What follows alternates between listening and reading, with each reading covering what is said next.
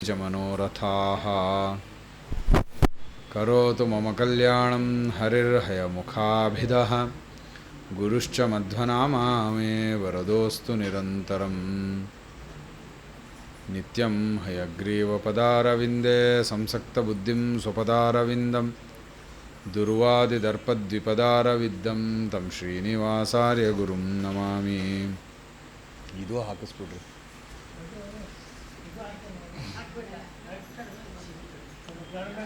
जन्माद्यस्येतोऽन्वयादितरतश्चार्थेष्वभिघ्नस्वराट् तेने ब्रह्महृदायादिकवये मुह्यन्ति यं सूरयः तेजो वारिमृदां यथा विनिमयो यत्र त्रिसर्गो मृषा धाम्ना स्वेन सदा निरस्तकुहकं सत्यं परं धीमहि. सृष्टिस्थित्यप्ययहानियतिदृशतमो बन्धमोक्षाश्च यस्मात् अस्य श्रीब्रह्मरुद्रप्रभृतिसुरनरद्वीषशत्वात्मकस्य विष्णोर्व्यस्ताः समस्ताः सकलगुणनिधिः सर्वदोषव्यपेतः पूर्णानन्दो व्ययो यो गुरुरपि परमश्चिन्तयत्तं महान्तम् स्वानुभावमखिलश्रुतिसारमेकम् आध्यात्मदीपमतितितीर्षतां तमोन्धं संसारिणां करुणयाः पुराणगुह्यं तं व्याससूनुमुपयामि गुरुं मुनीनाम्.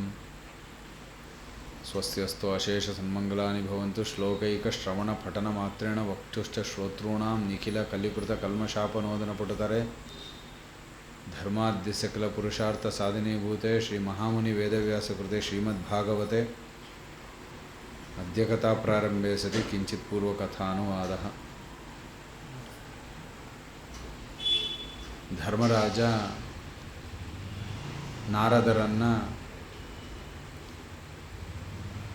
ಅವಶ್ಯ ಮಾಡಲೇಬೇಕಾದಂತಹ ಪರಮಾತ್ಮನ ಪ್ರೀತಿಯನ್ನು ತಂದುಕೊಡುವಂತಹ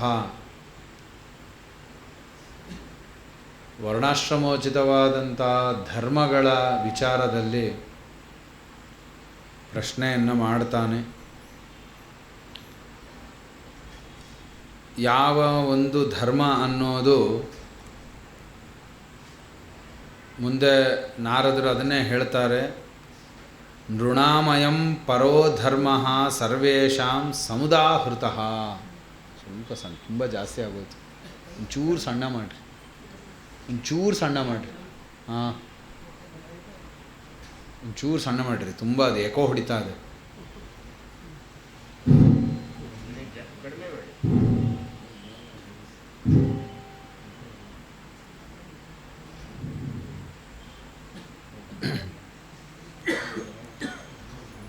ಸರ್ವೇಷಾಂ ಸಮುದಾಹೃತಃ. ಸರ್ವೇಷಾಂ ಎಲ್ಲರಿಗೂ ಅದು ವಿಹಿತವಾಗಿರುವಂಥದ್ದು.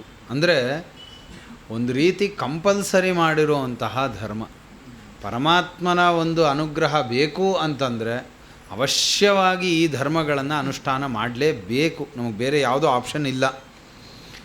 ತ್ರಿಂಶಲ್ಲಕ್ಷಣ ಸಂಯುಕ್ತ ಸರ್ವಾತ್ಮ ಏನ ತುಷ್ಯತಿ.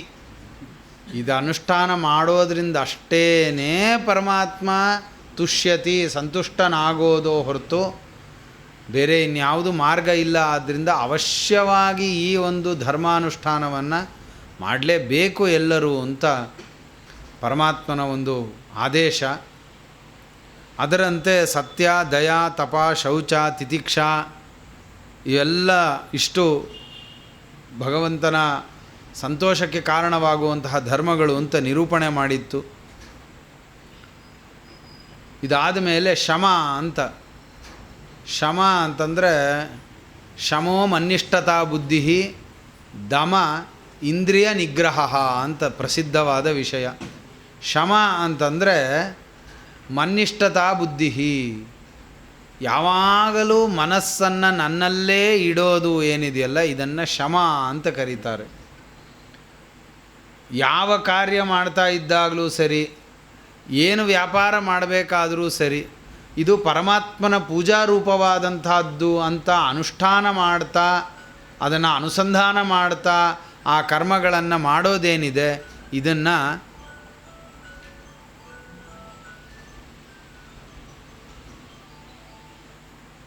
ಶಮ ಅಂತ ಕರೀತಾರೆ. ನಿರಂತರವಾಗಿ ಪರಮಾತ್ಮನ ಚಿಂತನೆ.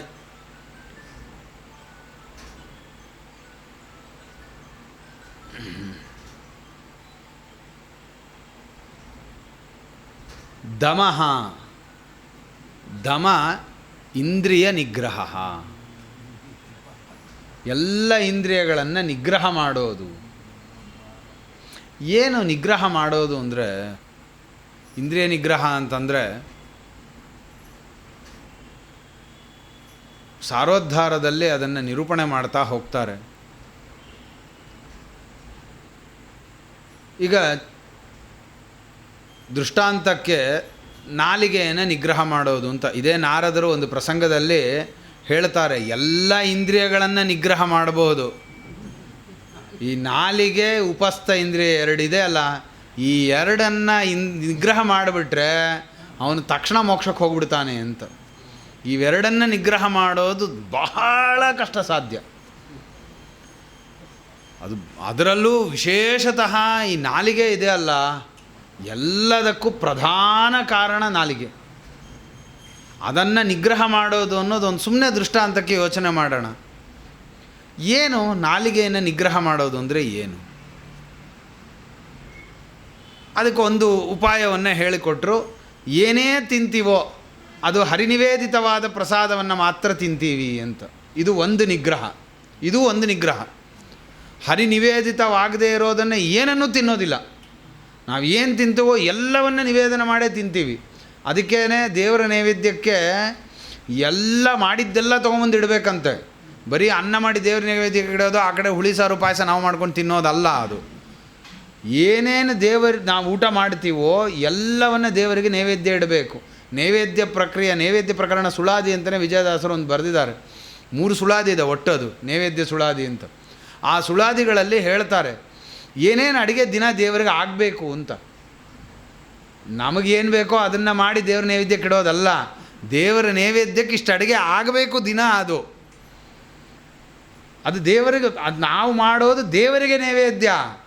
ನಾವು ಊಟ ಮಾಡೋದಕ್ಕೋಸ್ಕರ ದೇವರ ನೈವೇದ್ಯ ಅಲ್ಲ. ಅದು ದೇವರ ನೈವೇದ್ಯಕ್ಕೋಸ್ಕರವಾಗಿ ಅಡುಗೆ ಮನೆಯಲ್ಲಿ ಆಗಬೇಕು. ಅದು ಆ ಮಾಡಿರೋ ಅಡುಗೆಗಳನ್ನೆಲ್ಲವನ್ನು ದೇವ್ರ ಮುಂದೆ ತಂದಿಡಬೇಕಂತೆ. ಎಲ್ಲ ಅಡುಗೆ ತಂದಿಡಬೇಕು, ತಪ್ಪಲೆಗಳಲ್ಲಿ ಬಂದು ಇಡಬೇಕು. ಏನು ಅಡುಗೆ ಮಾಡಿರ್ತೀವೋ ಅದು ಪಾತ್ರೆ ಹಾಗೆ ದೇವ್ರ ಮುಂದೆ ತಂದಿಡಬೇಕು ಪೂರ್ತಿ ಎಲ್ಲವನ್ನೂ.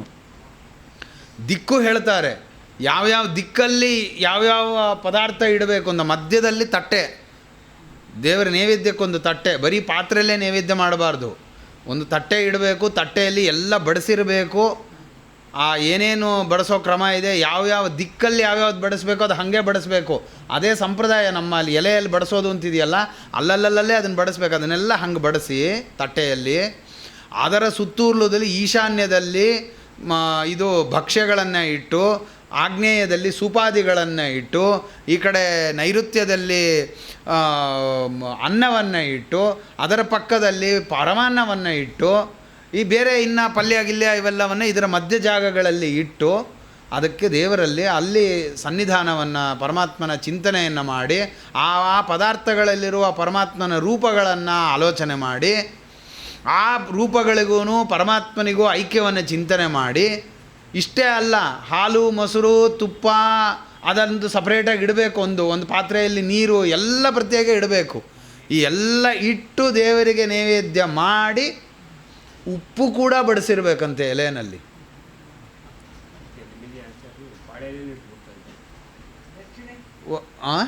ದಕ್ಷಿಣೆ ಅದು ಆಮೇಲೆ, ಊಟ ಆದಮೇಲೆ ತಾಂಬೂಲ ಅಂತ ಕೊಡಬೇಕು ದೇವರಿಗೆ.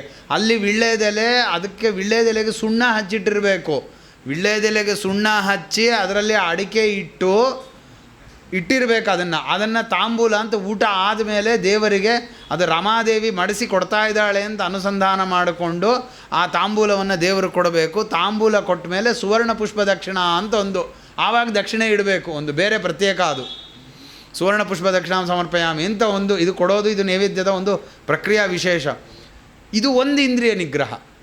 ಏನೇ ತಿಂತೀವೋ ಅದು ದೇವರಿಗೆ ನೈವೇದ್ಯವಾಗಿದ್ದನ್ನು ಅಷ್ಟೇ ತಿಂತೀವಿ ಅಂತ. ನಂಗೆ ಗೊತ್ತಿರೋರು ಒಂದು 2-3 ಜನ ನಮ್ಮ ಮೇಷ್ಟ್ರು ಒಬ್ಬರಿದ್ದಾರೆ, ದ್ವಾರಕಿ ಮೇಷ್ಟ್ರು ಅಂತ ಒಬ್ಬರು. ಅವರು ಮೊಸರು ಹಾಲು ಯಾವತ್ತೋ ಒಂದು ದಿವಸ ನಾನೇ ಇಡ್ತಾ ಇದ್ದೆ ನೈವೇದ್ಯಕ್ಕೆ, ಅದನ್ನು ದಿನ ತಂದು ಇಡ್ತಾ ಇದ್ದೆ. ಒಂದು ದಿವಸ ಹಾಲು ಮೊಸರು ಯಾವುದೋ ಇಡೋದು ಮರ್ತೋದೆ, ತುಂಬ ಚಿಕ್ಕವನಿದ್ದ ಆವಾಗ. ಅವತ್ತು ಅವ್ರು ಅದನ್ನು ತಿನ್ನಲೇ ಇಲ್ಲ, ಊಟ ಮಾಡಲೇ ಇಲ್ಲ, ಅದನ್ನು ಹಾಕ್ಕೊಳ್ಳೇ ಇಲ್ಲ. ಇವತ್ತು ದೇವ್ರ ನೈವೇದ್ಯಕ್ಕೆ ಇಟ್ಟಿಲ್ಲ, ಅದು ನಾನು ತಿನ್ನಲ್ಲ ಅಂದ್ಬಿಟ್ರು. ಹೀಗೆ ಒಂದು ದಿವಸ ಉಪ್ಪು ತಟ್ಟೆ ಎಲೆ ಕೊನೆಯಲ್ಲಿ ಹಾಕೋದು ಮರ್ತೋಗಿತ್ತು, ಉಪ್ಪು ಕಲಿಸ್ಕೊಳ್ಳೇ ಇಲ್ಲ ಅವರು. ಇದು ಒಂದು ಇಂದ್ರಿಯ ನಿಗ್ರಹ. ನಾವು ಏನನ್ನು ಸ್ವೀಕಾರ ಮಾಡ್ತೀವೋ ಅದು ಹರಿನಿವೇದಿತವಾಗಿರಲೇಬೇಕು. ಎಲ್ಲ ಅಡಿಗೆ ಮುಗಿಸಿದ ಮೇಲೆ ಹರಿನೈವೇದ್ಯ ಅದು. ಎಷ್ಟೋ ಜನಗಳ ಮನೆಯಲ್ಲಿ ಹೆಂಗೆ ಮಾಡ್ತಾರೆ ಅಂತಂದರೆ, ಅಡುಗೆ ಮಾಡೋಕ್ಕಾಗಲ್ಲ, ಏನು ಮಾಡ್ತಾರೆ, ಅದಕ್ಕೆ ಏನು ಮಾಡಿಬಿಡ್ತಾರೆ ಅಂದರೆ ಅಕ್ಕಿ ಬೇಳೆನ ದೇವ್ರಿಗೆ ನೈವೇದ್ಯ ಮಾಡಿಬಿಡ್ತಾರೆ. ಆಮೇಲೆ ಆ ಅಕ್ಕಿ ಬೇಳೆನ ಅಡುಗೆ ಮಾಡ್ಕೊಂಡು ಊಟ ಮಾಡ್ತಾರೆ. ಏನೇನೇನೇನೋ ತಾವೇ ಒಂದು ಮಾರ್ಗಗಳನ್ನು ಹುಡ್ಕೊಂಬಿಡ್ತಾರೆ. ಇದು ಯಾವುದು ಆ ಥರ ಎಲ್ಲ ನಮ್ಮ ಪರಮಾತ್ಮನ ಧರ್ಮಶಾಸ್ತ್ರದಲ್ಲಿ ಯಾವುದು ಶಾರ್ಟ್ಕಟ್ಗಳಿಲ್ಲ, ಅಥವಾ ಲೂಪ್ ಹೋಲ್ಸ್ಗಳು ಅಂತಾರಲ್ಲ ಅಂಥದ್ದು ಯಾವುದೂ ಇಲ್ಲ. ನಮ್ಮದು ಫುಲ್ ಪ್ರೂಫ್ ಧರ್ಮಶಾಸ್ತ್ರ. ಹಿಂಗೆ ಮಾಡಬೇಕು, ಹಿಂಗೆ ಮಾಡಬೇಕು ಅಷ್ಟೇ. ಇದಕ್ಕೆಲ್ಲೂ ಮಧ್ಯದಲ್ಲಿ ಬೈಪಾಸ್ಗಳಿಲ್ಲ. ಇಲ್ಲಿ ಎಲ್ಲ ದೇವರಿಗೆ ನೈವೇದ್ಯ ಆಗಬೇಕು, ಅದನ್ನು ಸ್ವೀಕಾರ ಮಾಡಬೇಕು ಅಂತ ಇದು ಒಂದು. ಇದರಲ್ಲೂ ದೇವರಿಗೆ ನೈವೇದ್ಯವಾದದ್ದರಲ್ಲೂ ಇದು ತಿನ್ನಲ್ಲ ಅದು ತಿನ್ನಲ್ಲ ಅಂತ ನಾಲಿಗೆಯನ್ನು ನಿಗ್ರಹ ಮಾಡ್ತಾ ಹೋಗಬೇಕಂತೆ. ಎಲ್ಲ ತಿನ್ಬೋದು ಅಂತ ಇದ್ದಾಗಲೂ ಎಲ್ಲ ತಿನ್ನಬಹುದು, ದೇವರಿಗೆ ನೈವೇದ್ಯ ಮಾಡಿ ಏನೇನನ್ನು ದೇವರಿಗೆ ನೈವೇದ್ಯ ಮಾಡ್ಬೋದು, ಎಲ್ಲವನ್ನು ಸ್ವೀಕಾರ ಮಾಡ್ಬೋದು, ತಪ್ಪಲ್ಲ. ಆದರೆ ನಿಗ್ರಹ, ಇಂದ್ರಿಯ ನಿಗ್ರಹ ಅಂದರೆ ಏನು ಅಂತಂದರೆ ಅದರಲ್ಲೂ ಕಡಿಮೆ ಮಾಡ್ತಾ ಬರಬೇಕಂತೆ. ತಿನ್ನೋದನ್ನು ಇಳಿಸ್ಬೇಕಂತೆ. ಕ್ವಾಂಟಿಟಿನೂ ಇಳಿಸ್ಬೇಕು, ಕ್ವಾಲಿಟಿನೂ ಇಳಿಸ್ಬೇಕು, ಮತ್ತು ಐಟಮ್ಗಳನ್ನು ಕಮ್ಮಿ ಮಾಡಬೇಕು. ಎಲ್ಲ ರೀತಿಯಾಗೂ ಸಂಕುಚಿತ ಮಾಡಿಕೊಂಡು ಏನೋ ಒಂದು ತಿನ್ನಬೇಕು ಅನ್ನುವ ಭಾವನೆ ಮನಸ್ಸಿಗೆ ಬರಬೇಕಂತೆ. ಏನೋ ಒಂದು, ಅದು ಏನಿದ್ರೂ ಸರಿ, ಹೊಟ್ಟೆ ತುಂಬೋದಕ್ಕೆ ಏನೋ ಒಂದು. ಈ ಅನುಸಂಧಾನ ಸುಮ್ಮನೆ ಹೇಳದಷ್ಟು ಸುಲಭಕ್ಕೆ ಬರೋದಲ್ಲ. ಅದು ಬಹಳ ಪ್ರಯತ್ನ ಮಾಡಿದರೆ ಬರುತ್ತೆ. ಬಹಳ ಪ್ರಯತ್ನ ಮಾಡಬೇಕು, ತುಂಬ ಕಷ್ಟ ನಿಗ್ರಹ ಮಾಡೋದು ನಾಲಿಗೆಯನ್ನು. ಆ ನಿಗ್ರಹ ಏನಿದೆಯಲ್ಲ, ಇದನ್ನೇ ಇಂದ್ರಿಯ ನಿಗ್ರಹ ಅಂತ. ಅಂದರೆ ಏನು, ವಿಷಯದಿಂದ ಇಂದ್ರಿಯಗಳನ್ನು ದೂರ ಎಳಿಬೇಕು. ಸಾತ್ವಿಕವಾದದ್ದೇ. ದೇವರಿಗೆ ನೈವೇದ್ಯ ಮಾಡಿ ಊಟ ಮಾಡೋದು ತಪ್ಪೇನಲ್ಲ, ಸಾತ್ವಿಕನೇ. ಆದರೂ ಎಳಿಬೇಕಂತೆ ಇಂದ್ರಿಯವನ್ನು. ಸಾಕಿಷ್ಟು, ಇವತ್ತಿಗಿಷ್ಟು ಸಾಕು. ಅದಕ್ಕೋಸ್ಕರನೇ ವ್ರತಗಳನ್ನು ಹೇಳಿರೋದು. ಭೀಷ್ಮ ಪಂಚಕ, ಚಾಂದ್ರಾಯಣ, ವಿಷ್ಣು ಪಂಚಕ, ಈ ಪಯೋವ್ರತ, ಇವುಗಳೆಲ್ಲ ಯಾಕಿರೋದು ಅಂದರೆ, ಅದು ಒಂದು ವಿಶೇಷ ಫಲಕ್ಕೋಸ್ಕರವಾಗಿದೆ. ಪಯೋವ್ರತ ಮಾಡಿದ್ರೆ ಮಕ್ಕಳಾಗತ್ತೆ. ಹಾಗಿದ್ರೆ ಮಕ್ಕಳಾಗಬೇಕಾದವ್ರು ಮಾತ್ರ ಪಯೋವ್ರತ ಮಾಡಬೇಕು ಅಂತ ನಿಯಮ ಇಲ್ಲ. ಮಕ್ಕಳು ಆದಮೇಲೂ ಮಾಡಬಹುದು. ಪರಮಾತ್ಮನ ಪ್ರೀತಿಗೋಸ್ಕರ ಯಾವಾಗ ಬೇಕಾದ್ರೂ ಮಾಡ್ಬೋದು. ಅದೊಂದು ನಿಗ್ರಹ, ನಾಲಿಗೆಯನ್ನು ನಿಗ್ರಹಿಸುವ ಒಂದು ಕ್ರಮ. ಆ ವ್ರತಗಳನ್ನು ಅನುಷ್ಠಾನ ಮಾಡಿಕೊಂಡು ಪರಮಾತ್ಮನ ಪ್ರೀತಿಯನ್ನು ಸಂಪಾದನೆ ಮಾಡೋದು ಇನ್ನೊಂದು ಇಂದ್ರಿಯ ಜಯ ಅಂತ ಕರೆಸ್ಕೊಳ್ಳುತ್ತೆ. ಇದನ್ನೇ ದಮ ಅಂತ ಕರೆದಿರೋದು. ದಮ ಇಂದ್ರಿಯ ನಿಗ್ರಹ. ಸುಮ್ಮನೆ ದೃಷ್ಟಾಂತಕ್ಕೆ ಒಂದು ನಾಲಿಗೆಯನ್ನು ತೊಗೊಂಡಿದ್ದು. ಇದೇ ಥರ ಎಲ್ಲದಕ್ಕೂ ಅಷ್ಟೇ, ಮಾತು ಅಷ್ಟೇ. ಅನಾವಶ್ಯಕ ಸುಮ್ಮನೆ ಮಾತಾಡ್ತಾ ಇರಬಾರ್ದು. ಬಾಯಿ ಮುಚ್ಚಬೇಕಂತೆ, ಸ್ವಲ್ಪ ಮೌನ ಮಾಡಬೇಕಂತೆ, ಸೈಲೆಂಟಾಗಿರಬೇಕಂತೆ. ಸುಮ್ಮನೆ ಮಾತಾಡ್ತಾ ಒಳ ಏನೋ ಒಂದು ಮಾತಾಡಬೇಕು ಅಂತ ಮಾತಾಡ್ತಾ ಇರಬಾರ್ದಂತೆ. ಅದು ತಪ್ಪೇ. ಅಂದರೆ ಮಾತಾಡೋದ್ರಲ್ಲೂ ಇಂದ್ರಿಯವನ್ನು ನಿಗ್ರಹ ಮಾಡಬೇಕು. ಅದು ಒಂದು ನಾಲಿಗೆಯ ನಿಗ್ರಹ. ನೋಡೋದ್ರಲ್ಲೂ ಅಷ್ಟೇ, ಸುಮ್ಮನೆ ಏನೋ ನೋಡ್ಕೊಂಡು ಕೂತಿರೋದು, ಅನಿಸಿದ್ದನೇ ಸುಮ್ಮನೆ ನೋಡ್ಕೊಂಡು ಕೂತಿರೋದು. ಈಗ ಆ ಗಗನ ನೋಡೋದು ನಿಷಿದ್ಧನ ಏನು ನಿಷಿದ್ಧ ಏನಲ್ಲ, ನೋಡ್ತಾ ಇರ್ರಿ. ಗೋಡೆ ನೋಡ್ತಾ ಸುಮ್ಮನೆ ನೋಡ್ತಾ ಹಿಂಗೆ ಗರ ಬಡ್ದ ಒಂಥರ ಕೂತ್ಕೊಂಡಿದ್ರೆ, ಅದನ್ನೇನೋ ನೋಡೋದ್ರ ಬದಲು ಶಾಸ್ತ್ರದ ಪುಸ್ತಕ ಕೈಯಲ್ಲಿ ಇಟ್ಕೊಂಡು ಆ ಪುಸ್ತಕ ನೋಡ್ತಾ ಇರ್ರಿ. ಶಾಸ್ತ್ರ ಅಕ್ಷರಗಳನ್ನು ನೋಡ್ತಾ ಕೂತಿರ್ರಿ, ಆ ವಾಕ್ಯಗಳನ್ನು ನೋಡ್ತಾ ಕೂತಿರ್ರಿ. ಇದು ಇಂದ್ರಿಯ ನಿಗ್ರಹ. ವಿಷಯಗಳಿಂದ ಇಂದ್ರಿಯಗಳನ್ನು ಎಳ್ಕೊಂಡು ಬರೋದೇನಿದೆಯಲ್ಲ, ಇದು ಸಾತ್ವಿಕ ವಿಷಯಗಳಿಂದನೇ. ಇನ್ನು ದುಷ್ಟವಾದ ವಿಷಯಗಳಿಂದ ಎಳ್ಕೊಂಬರೋದಂತೂ ಅದು ಹೇಳೋದೇ ಬೇಕಾಗಿಲ್ಲ, ಅದು ಕಂಪಲ್ಸರಿ. ಅದರಲ್ಲೂ ಸಾತ್ವಿಕವಾದ ವಿಷಯದಿಂದಲೂ ಇಂದ್ರಿಯಗಳನ್ನು ಎಳಿಬೇಕು ಹೊರಗಡೆಗೆ. ಅದಕ್ಕೋಸ್ಕರನೇ ಜ್ಞಾನಿಗಳು, ತಪಸ್ವಿಗಳು ಇವ್ರುಗಳೆಲ್ಲ ಏನು ಮಾಡ್ತಾರೆ ಗೊತ್ತಾ, ಈ ಗೆಡ್ಡೆ ಗೆಣಸು ತಿನ್ನೋದು, ಬರೀ ಎಲೆ ತಿನ್ನೋದು, ಈ ಹಣ್ಣು ತಿನ್ನೋದು, ಯಾತಕ್ಕೆ ಹಾಗೆ ಮಾಡ್ತಾರೆ ಅಂದ್ಕೊಂಡಿದ್ದೀರಾ ಅವರು? ಅವ್ರ ತಪಸ್ಸಿನಿಂದ ಅವ್ರಿಗೇನು ಅಡುಗೆ ಹುಟ್ಟಲ್ವ ಅವ್ರಿಗೆ? ಈ ವಸಿಷ್ಠರ ಮನೆಯಲ್ಲಿ ಕಾಮಧೇನು ಇತ್ತು. ಆ ಬಂದ ಇವನಿಗೆ ಯಾರಿಗೆ ವಿಶ್ವಾಮಿತ್ರರ ಪೂರ್ತಿ ಸೈನ್ಯಕ್ಕೆ ಇಚ್ಛಾಭೋಜನ ಮಾಡಿಸೋವಂಥ ಕಾಮಧೇನು ಮನೆಯಲ್ಲಿ ಇದ್ದಾಗಲೂ ತಾವು ಒಂದು ದಿವಸ ಪಂಚಭಕ್ಷ ಪರಮಾನ್ನ ಮಾಡ್ಕೊಂಡು ಊಟ ಮಾಡ್ತಾ ಇರಲಿಲ್ಲ. ತಾವು ಮತ್ತದೇ ಗೆಡ್ಡೆ ಗೆಣಸು ಇಂಥವೇ ಹಸಿ ಬೆಂದಿಲ್ಲದೆ ಇರೋದು ಇಂಥವೇ ತಿನ್ನೋದು. ಯಾಕೆ? ಇಂದ್ರಿಯ ನಿಗ್ರಹಕ್ಕೆ. ಇದು ತುಂಬ ಬಹಳ ಮುಖ್ಯವಾದಂತಹದ್ದು. ಇದು ಇಂದ್ರಿಯ ನಿಗ್ರಹ ಅನ್ನೋದು. ಇದನ್ನೇ ದಮ ಅಂತ ಕರೀತಾರೆ. ಇದು ಅವಶ್ಯವಾಗಿ ಬೇಕು, ಬೇಕೇ ಬೇಕು ಇದು. ಇಷ್ಟಾದ ಮೇಲೆ ಅಹಿಂಸಾ ಅಂತ ಕರೀತಾರೆ. ಅಹಿಂಸಾ ಅಂದರೆ ಏನಪ್ಪ? ಎಲ್ಲರಿಗೂ ಗೊತ್ತಿದೆ, ಹಿಂಸೆ ಮಾಡದೇ ಇರೋದು. ಹಿಂಸಾ ಶಬ್ದಕ್ಕೆ ಅರ್ಥ ಏನು? ಕೊಲೆ, ವಧ, ಇವುಗಳನ್ನು ಮಾಡದೇ ಇರೋದು, ಪ್ರಾಣಿ ವಧ ಮಾಡದೇ ಇರೋದು, ಪ್ರಾಣಿಗಳನ್ನು ಸಾಯಿಸದೇ ಇರೋದು, ಇದು ಅಹಿಂಸಾ. ಹೌದು, ಇದು ಒಂದು ಅಹಿಂಸಾ, ಇಲ್ಲ ಅಂತ ಹೇಳ್ತಾ ಇಲ್ಲ. ಆದರೆ ಇನ್ನೊಂದು ಅರ್ಥ ಹೇಳ್ತಾರೆ ಅಹಿಂಸಾ ಶಬ್ದಕ್ಕೆ. ಯಾವುದು ಅಂತಂದರೆ, ಯಾವ ಒಂದು ಪ್ರಾಣಿಗೂ ನಮ್ಮಿಂದ ಭಯ ಬರಬಾರ್ದಂತೆ. ಇದು ಅಹಿಂಸಾ ಅಂದರೆ. ಈಗ ಒಂದು ನಾಯಿ ಮಲ್ಕೊಂಡ್ರೆ ಸುಮ್ಮನೆ ಮಲ್ಕೊಂಡಿರುತ್ತೆ, ಅದು ಪಾಡಿಗೆ ಅದು ಮಲ್ಕೊಂಡಿರುತ್ತೆ, ಹೋಗೋದನ್ನು ಹೈ ಅಂದರೆ ಅದು ಬೆದ್ದು ಬಿದ್ದು ಎದ್ದೋಡೋಗ್ಬಿಡುತ್ತೆ. ಈ ಥರ ಭಯ ಬೀಳಿಸ್ಬಾರ್ದಂತೆ ಯಾವ ಪ್ರಾಣಿಯನ್ನು. ಭಯ ಆಗಬಾರ್ದು ಒಂದು ಪ್ರಾಣಿಗೂ. ಆ ತರಹ ಇರೋದು ಒಂದು ಅಹಿಂಸಾ ಅಂತ. ಇದು ಒಂದು ಅಹಿಂಸಾ. ಇನ್ನೂ ಒಂದು ಅರ್ಥ ಹೇಳ್ತಾರೆ. ಒಟ್ಟು ಎರಡು ಅರ್ಥ ಹೇಳಾಯ್ತು ಅಹಿಂಸಾಗೆ, ಅಂದರೆ ಒಂದಕ್ಕಿಂತ ಒಂದು ಪ್ರಬಲವಾದಂತಹದ್ದು. ಮೂರನೇ ಅರ್ಥವನ್ನು ಹೇಳ್ತಾರೆ ವಿಷ್ಣು ತೀರ್ಥರು. ಇದೇ ಪ್ರಾಣಿಗಳಿಗೆ ಭಯ ಬರಬಾರ್ದು ಅಂತ. ಭಯ ಯಾವುದರಿಂದ ಬರುತ್ತೆ? ಯಾವುದರಿಂದ ಭಯ ಬರುತ್ತೆ ಅಂದರೆ ಕ್ರೋಧದಿಂದ ಭಯ ಬರುತ್ತೆ. ನಾವು ಕೋಪ ಮಾಡಿಕೊಳ್ಳೋದ್ರಿಂದ ಭಯ ಇನ್ನೊಬ್ಬರಿಗೆ ಆಗತ್ತೆ. ಆದ್ದರಿಂದ ಅಹಿಂಸಾ ಶಬ್ದದ ಅರ್ಥ ಏನು ಅಂದರೆ ಕ್ರೋಧ ಪರಿತ್ಯಾಗ, ಕೋಪ ಬಿಡೋದು ಅಹಿಂಸಾ. ಹೆಂಗೆ ಸಂಬಂಧ ಮಾಡಿದ್ದಾರೆ ಅಂತಂದರೆ ವಿಷ್ಣು ತೀರ್ಥರು ಭಾಗವತ್ ಸಾರೋದ್ಧಾರನ ಹಾಗೇ ಅನುಭವಿಸಿ ಅದನ್ನು ಕುಡಿಬೇಕು. ಹಾಗೆ ಅದ್ಭುತವಾಗಿದೆ. ಅದರಲ್ಲೂ ಧರ್ಮೋಪದೇಶ ಪ್ರಕರಣ ಅಂತ. ಆ ಧರ್ಮೋಪದೇಶ ಪ್ರಕರಣದಲ್ಲಿ ಇದೇ ತ್ರಿಂಶತ್ ಭಾಗವತ ಧರ್ಮ ತೊಗೊಂಡು ಎಳೆಯಾಗಿ ಬಿಡಿಸ್ತಾ ಹೋಗ್ತಾರೆ. ಅದರಲ್ಲೇ ಹೇಳಿರೋ ವಿಷಯ ಇದು. ಅಹಿಂಸಾ ಶಬ್ದಕ್ಕೆ ಅರ್ಥ ಏನು ಅಂತಂದರೆ ಕ್ರೋಧ ಪರಿತ್ಯಾಗ. ಯಾಕಂದರೆ ಕ್ರೋಧನೇ ಭಯಜನಕ. ಇನ್ನೊಬ್ಬರಿಗೆ ಭಯ ಆಗಬಾರ್ದು ಅಂತಂದರೆ ನಾವು ಬಿಡಬೇಕಾದದ್ದು ಕ್ರೋಧ. ಆದ್ದರಿಂದ ಅಹಿಂಸಾ ಶಬ್ದಕ್ಕೆ ಕ್ರೋಧ ಪರಿತ್ಯಾಗ ಅಂತ ಅರ್ಥ.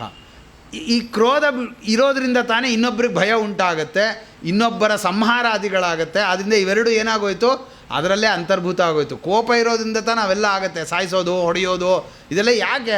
ಒಂದು ಪ್ರಾಣಿನ ಯಾಕೆ ಹೊಡಿತೀವಿ ನಾವು? ಕೋಪ. ಆ ಟೈಮ್ನಲ್ಲಿ ಒಂದು ಕೋಪ ಬರುತ್ತೆ, ಆ ಕೋಪದಿಂದ ಹೊಡಿತೀವಿ, ಪ್ರಾಣಿಗೆ ಹಿಂಸೆ ಮಾಡ್ತೀವಿ. ಏನೋ ಈ ಒಂದು ಇದೇ ಇಲ್ಲಿ ಇಟ್ಟಿದ್ದಾರೆ, ಇರುವೆ ಬಂದ್ಬಿಡ್ತು, ಇರುವೆ ಬಂದ್ಬಿಡ್ತು ಅಂತ ಕೋಪ ಬಂದ್ಬಿಡ್ತು ನಮ್ಗೆ ಇರುವೆ ಮೇಲೆ. ತೊಗೊಂಬಂದು ಅದು ಏನೋ ಒಂದು ಹಿಂಗೆ ಸ್ಪ್ರೇ ಹೊಡೆದ್ಬಿಟ್ರೆ ಮುಗಿದೋಯ್ತು. ಕೋಪದಿಂದ ತಾನೇ ನಾವು ಮಾಡುವ ವ್ಯವಹಾರಗಳಿವೆಲ್ಲವೂ. ಜಿರಳೆ ಮನೆ ಒಳಗಡೆ ಬಂದ್ಬಿಡ್ತು, ಹೊಡಿ ಔಷಧಿ ಹೊಡಿ ಪರ್ರ ಅಂತ ಹೊಡೆದ ತಕ್ಷಣ ಹೋಗಿ ಹೊಡೆದ್ಬಿಡೋದು. ಇದೆಲ್ಲ ಯಾವುದು? ಕೋಪದ್ದೇ ಒಂದು ಪರಿಣಾಮ. ಆದ್ದರಿಂದ ಕ್ರೋಧ ಬಿಡೋದೇನೆ ಅಹಿಂಸಾ. ಇಷ್ಟಾದ ಮೇಲೆ ಬ್ರಹ್ಮಚರ್ಯಂ ಅಂತ. ಬ್ರಹ್ಮಚರ್ಯ ಅಂದರೆ ಎಲ್ಲರಿಗೂ ಗೊತ್ತು, ಬ್ರಹ್ಮಚಾರಿ ಆಶ್ರಮ ಅಂತ ಒಂದು ಗೊತ್ತು. ಇನ್ನೊಂದು ಅರ್ಥ ಇದೆ, ಬ್ರಹ್ಮಣಿ ಚರಣಂ ಅಂತ ಇನ್ನೊಂದು ಅರ್ಥ ಇದೆ, ಬ್ರಹ್ಮಚರ್ಯ ಅಂತ. ಏನಿದು ಬ್ರಹ್ಮಚರ್ಯ ಅಂತಂದರೆ ಅಂದರೆ ಒಂದು ಪ್ರಮಾಣ ವಾಕ್ಯ ಹೇಳ್ತಾರೆ, ಕರ್ಮಣ ಮನಸಾ ವಾಚ ಸರ್ವಾವಸ್ಥಾಸು ಸರ್ವದಾ ಸರ್ವತ್ರ ಮೈಥುನತ್ಯಾಗಂ ಬ್ರಹ್ಮಚರ್ಯಂ ಪ್ರಚಕ್ಷತೆ. ಕಾಯ ವಾಚ ಮನಸ, ಸ್ತ್ರೀಯನ್ನು ಆಲೋಚನೆ ಕೂಡ ಮಾಡದೇ ಇರೋದು ಬ್ರಹ್ಮಚರ್ಯ. ಇದೇ ನೈಷ್ಠಿಕ ಬ್ರಹ್ಮಚರ್ಯದ ಒಂದು ಲಕ್ಷಣ. ಇದು ಒಂದೇ ಅರ್ಥನಾ ಬ್ರಹ್ಮಚರ್ಯಕ್ಕೆ? ಯಾವ ಒಂದು ಮನಸ್ಸಿನಿಂದಲೂ ಕೂಡ ಸ್ತ್ರೀಯನ್ನು ಆಲೋಚನೆ ಮಾಡದೇ ಇರೋದು. ಹಾಗಿದ್ದರೆ ಗೃಹಸ್ಥಾಶ್ರಮಿಗಳೆಲ್ಲರೂ ಹಾಗಿದ್ದರೆ ಯಾರು ಬ್ರಹ್ಮಚಾರಿಗಳೇ ಅಲ್ಲ. ಯಾಕೆಂದರೆ ಅಲ್ಲೇ ಹೇಳ್ತಾ ಇದ್ದಾರೆ, ಕರ್ಮಣ ಮನಸಾ ವಾಚ ಸರ್ವತ್ರ ಮೈಥುನ ತ್ಯಾಗಂ ಬ್ರಹ್ಮಚರ್ಯಂ ಪ್ರಚಕ್ಷತೆ ಅಂತ. ಗೃಹಸ್ಥಾಶ್ರಮಗಳು ಯಾರೋ ಆಗಿದ್ರೆ ಬ್ರಹ್ಮಚಾರಿಗಳೇ ಅಲ್ಲ. ಮತ್ತು ಹಾಗಿದ್ರೆ ಏನರ್ಥ? ಅದಕ್ಕೆ ಎಲ್ರಿಗೂ ಗೊತ್ತಿರೋ ಕಥೆನೂ ಇದೆ ಇದಕ್ಕೊಂದು. ಈ ಬ್ರಹ್ಮಾಸ್ತ್ರ ಪ್ರಯೋಗ ಮಾಡಿಬಿಟ್ರು ಅಶ್ವತ್ಥಾಮಾಚಾರ್ಯರು. ಅಶ್ವತ್ಥಾಮಾಚಾರ್ಯನ ಬಂದು ಹಿಡ್ಕೊಂಬಿಟ್ರು ಭೀಮಸೇನ ದೇವರು. ಭೀಮಸೇನ ದೇವರು ಹಿಡ್ಕೊಂಡ್ಬಿಟ್ಟಾಗ ಏನು ಮಾಡಿದ್ರು, ಅವರು ಬ್ರಹ್ಮಾಸ್ತ್ರವನ್ನು ಪ್ರಯೋಗ ಮಾಡಿಬಿಟ್ರು. ಅಷ್ಟೊತ್ತಿಗೆ ಅಲ್ಲಿಗೆ ಕೃಷ್ಣ ಅರ್ಜುನನ ಕರ್ಕೊಂಡು ಬರ್ತಾನೆ.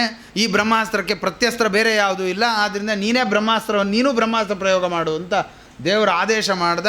ಅರ್ಜುನ ಬ್ರಹ್ಮಾಸ್ತ್ರವನ್ನು ಪ್ರಯೋಗ ಮಾಡಿಬಿಟ್ಟ. ಎರಡೂ ಬ್ರಹ್ಮಾಸ್ತ್ರಗಳು ಒಂದಕ್ಕೊಂದು ಹೊಡ್ಕೊಂಡು ಇಡೀ ಜಗತ್ ನಾಶ ಆಗುವಂಥ ಪ್ರಸಂಗ ಬಂದಾಗ ಮಧ್ಯದಲ್ಲಿ ವೇದವ್ಯಾಸ ದೇವರು ಬಂದು ಎರಡೂ ಅಸ್ತ್ರಗಳನ್ನು ಹಿಂಗೆ ತಡೆದು ನಿಲ್ಲಿಸಿ ಉಪಸಂಹಾರ ಮಾಡಿರಿ ಅಂತ ಅಂತಾರೆ. ಅರ್ಜುನ ಉಪಸಂಹಾರ ಮಾಡಿಬಿಟ್ಟ, ಅಸ್ತ್ರವನ್ನು ವಾಪಸ್ ಕರೆದು ಬಿಟ್ಟ. ಅಶ್ವತ್ಥಾಮಾಚಾರ್ಯ ಕೈಲಿ ಆಗಲೇ ಇಲ್ಲ. ಯಾಕೆ ಅಂತಂದರೆ ವೇದವ್ಯಾಸ ದೇವರು ಹೇಳ್ತಾರೆ, ನಿನ್ನ ಬ್ರಹ್ಮಚರ್ಯ ಹೊಟ್ಟೋಯ್ತು ಅಂತಾರೆ. ಏನರ್ಥ ರೀ? ಅರ್ಜುನ 4-5 ಮದುವೆ ಮಾಡ್ಕೊಂಡ್ಬಿಟ್ಟಿದ್ದಾನೆ. ಒಂದಲ್ಲ 4-5 ಜನ ಮದುವೆ ಆಗಿದ್ದ ಅರ್ಜುನ. ದ್ರೌಪದಿ ದೇವಿ ಆಗಿತ್ತು, ಸುಭದ್ರ ಆಗಿತ್ತು, ಆ ಉಲೂಪಿ ಆಗಿತ್ತು, ಚಿತ್ರಾಂಗದ ಆಗಿತ್ತು, ಎಲ್ಲ 4-5 ಜನ ಮದುವೆ ಆಗೋಗಿದ್ದ ಇವನು ಯಾರು? ಅರ್ಜುನ. ಅಶ್ವತ್ಥಾಮಾಚಾರ್ಯರು ಹುಟ್ಟಿದಾಗಲಿಂದ ಬ್ರಹ್ಮಚಾರಿಗಳಾಗಿ ಅಸ್ಖಲಿತ ಊರ್ಧ್ವರೇತಸ್ಕರಾಗಿ ನೈಷ್ಠಿಕ ಬ್ರಹ್ಮಚರ್ಯ ಪಾಲನೆ ಮಾಡ್ಕೊಂಡು ಬಂದಂತಹ ಮಹಾನುಭಾವರು, ಒಂದು ಸ್ತ್ರೀಯನ್ನು ಕಣ್ಣೆತ್ತಿ ಕೂಡ ನೋಡದೇ ಇದ್ದವರು. ಸುಮ್ಮನೆ ದುರ್ಯೋಧನ ಪಕ್ಷದಲ್ಲಿದ್ದರು ಅಂತಂದರೆ ಎಲ್ಲ ಅಯೋಗ್ಯತನ ಮಾಡಿದರು ಅಂತೇನು ಅರ್ಥ ಅಲ್ಲ. ಪರಮ ಸಾತ್ವಿಕ ಶಿರೋಮಣಿಗಳು. ಏನೋ ಸಹವಾಸ ದೋಷದಿಂದ ಒಂದು ಸ್ವಲ್ಪ ದುಷ್ಟಬುದ್ಧಿ ಬಂದಿತ್ತು ಅನ್ನೋದೊಂದು ಬಿಟ್ಟರೆ ಬೇರೆ ಎಲ್ಲ ಶುದ್ಧವಾಗಿದ್ದರು. ಅಂಥ ಅಶ್ವತ್ಥಾಮಾಚಾರ್ಯರಿಗೆ ಬ್ರಹ್ಮಚರ್ಯ ಹೊಟ್ಟೋಗಿದೆ. ಈ ಕಡೆ ಅರ್ಜುನನಿಗೆ ಬ್ರಹ್ಮಚರ್ಯ ಹೋಗಿಲ್ಲ. ಅವನು ಬ್ರಹ್ಮಾಸ್ತ್ರವನ್ನು ಉಪಸಂಹಾರ ಮಾಡ್ತಾನೆ. ವೇದವ್ಯಾಸ ದೇವರಂತಾರೆ, ಆ ಅಶ್ವತ್ಥಾಮಾಚಾರ್ಯ ಅಸ್ತ್ರನು ನೀನೇ ಉಪಸಂಹಾರ ಮಾಡು ಅಂತ. ಹಾಗಿದ್ರೆ ಏನರ್ಥ ಆವಾಗ? ಅಂದರೆ ಬರೇ ಸ್ತ್ರೀಯನ್ನು ಆಲೋಚನೆ ಮಾಡದೇ ಇರೋದು ಅಷ್ಟೇ ಬ್ರಹ್ಮಚರ್ಯ ಅಲ್ಲ. ಅದಕ್ಕೆ ಇನ್ನೂ ಒಂದಿದೆ ಜೊತೆಗೆ. ಅದಕ್ಕೆ ಏನದು ಅಂತಂದರೆ,